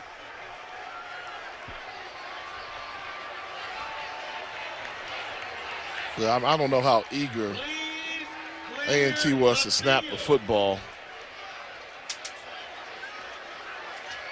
But in a silent class, you should wait till you see the zeros on the clock. Defense, half the distance to the goal, automatic first down. Please reset the game clock to 6 seconds and start on my ready.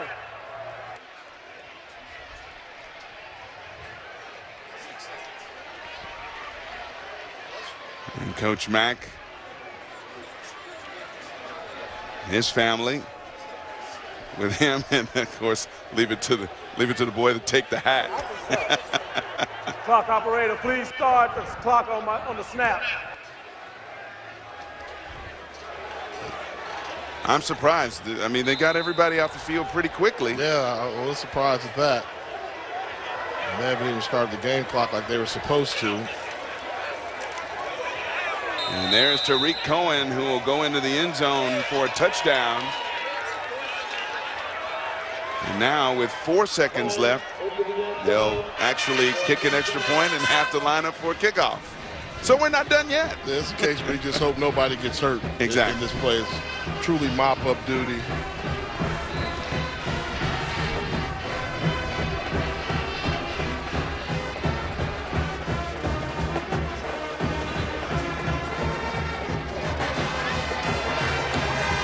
as Cohen with a touchdown completes an 8-play 41-yard drive, and the extra point is good.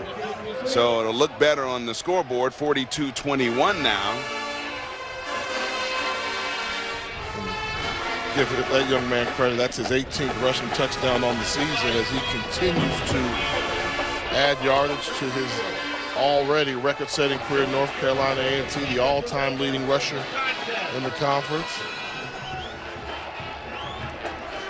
Wind swirling down on the field, papers blowing, and again, very few fans remaining on the A&T side.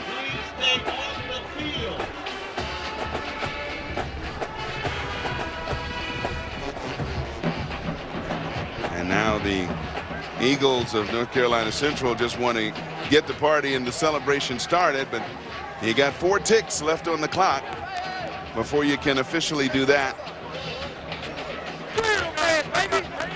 There haven't been too many times I've seen Raw on Broadway on the losing side of a championship scenario, but I'm sure he can appreciate how much North Carolina Central appreciates it, having been the head coach there, having led them to championships.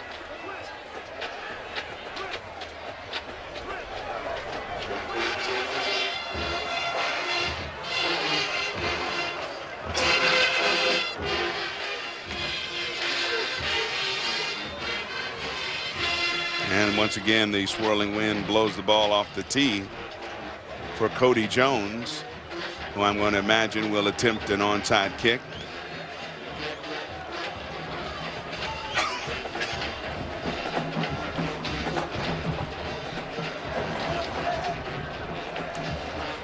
And they do.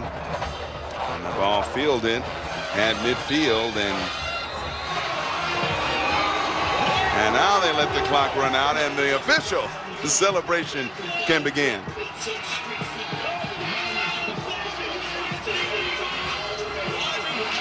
The Eagles of North Carolina Central are Air Force Reserve Celebration Bowl bound, and they win the first outright MEAC championship in 4 years in this great football conference. We expected a close battle, but it really was not. They controlled from the start, and the Eagles, a well-earned, perfect record within the MEAC at 8-0. North Carolina A&T ranked 9th in the country coming in. Will fall to 7-1 in the conference, but as you said, likely get an FCS playoff berth. And for the 3rd straight year, the Eagles of North Carolina Central get a victory over their close rivals from just 54 miles away over in Greensboro. Well, this rivalry has gone to the next level. So if A&T didn't hate them before, I'm sure they hate them now. And give congratulations to North Carolina Central. Job well done. They took care of business on the field. And that MEAC championship trophy out there for the taking for the Eagles of North Carolina Central. They win, going away 42-21 over their rivals, and they are Celebration Bowl bound.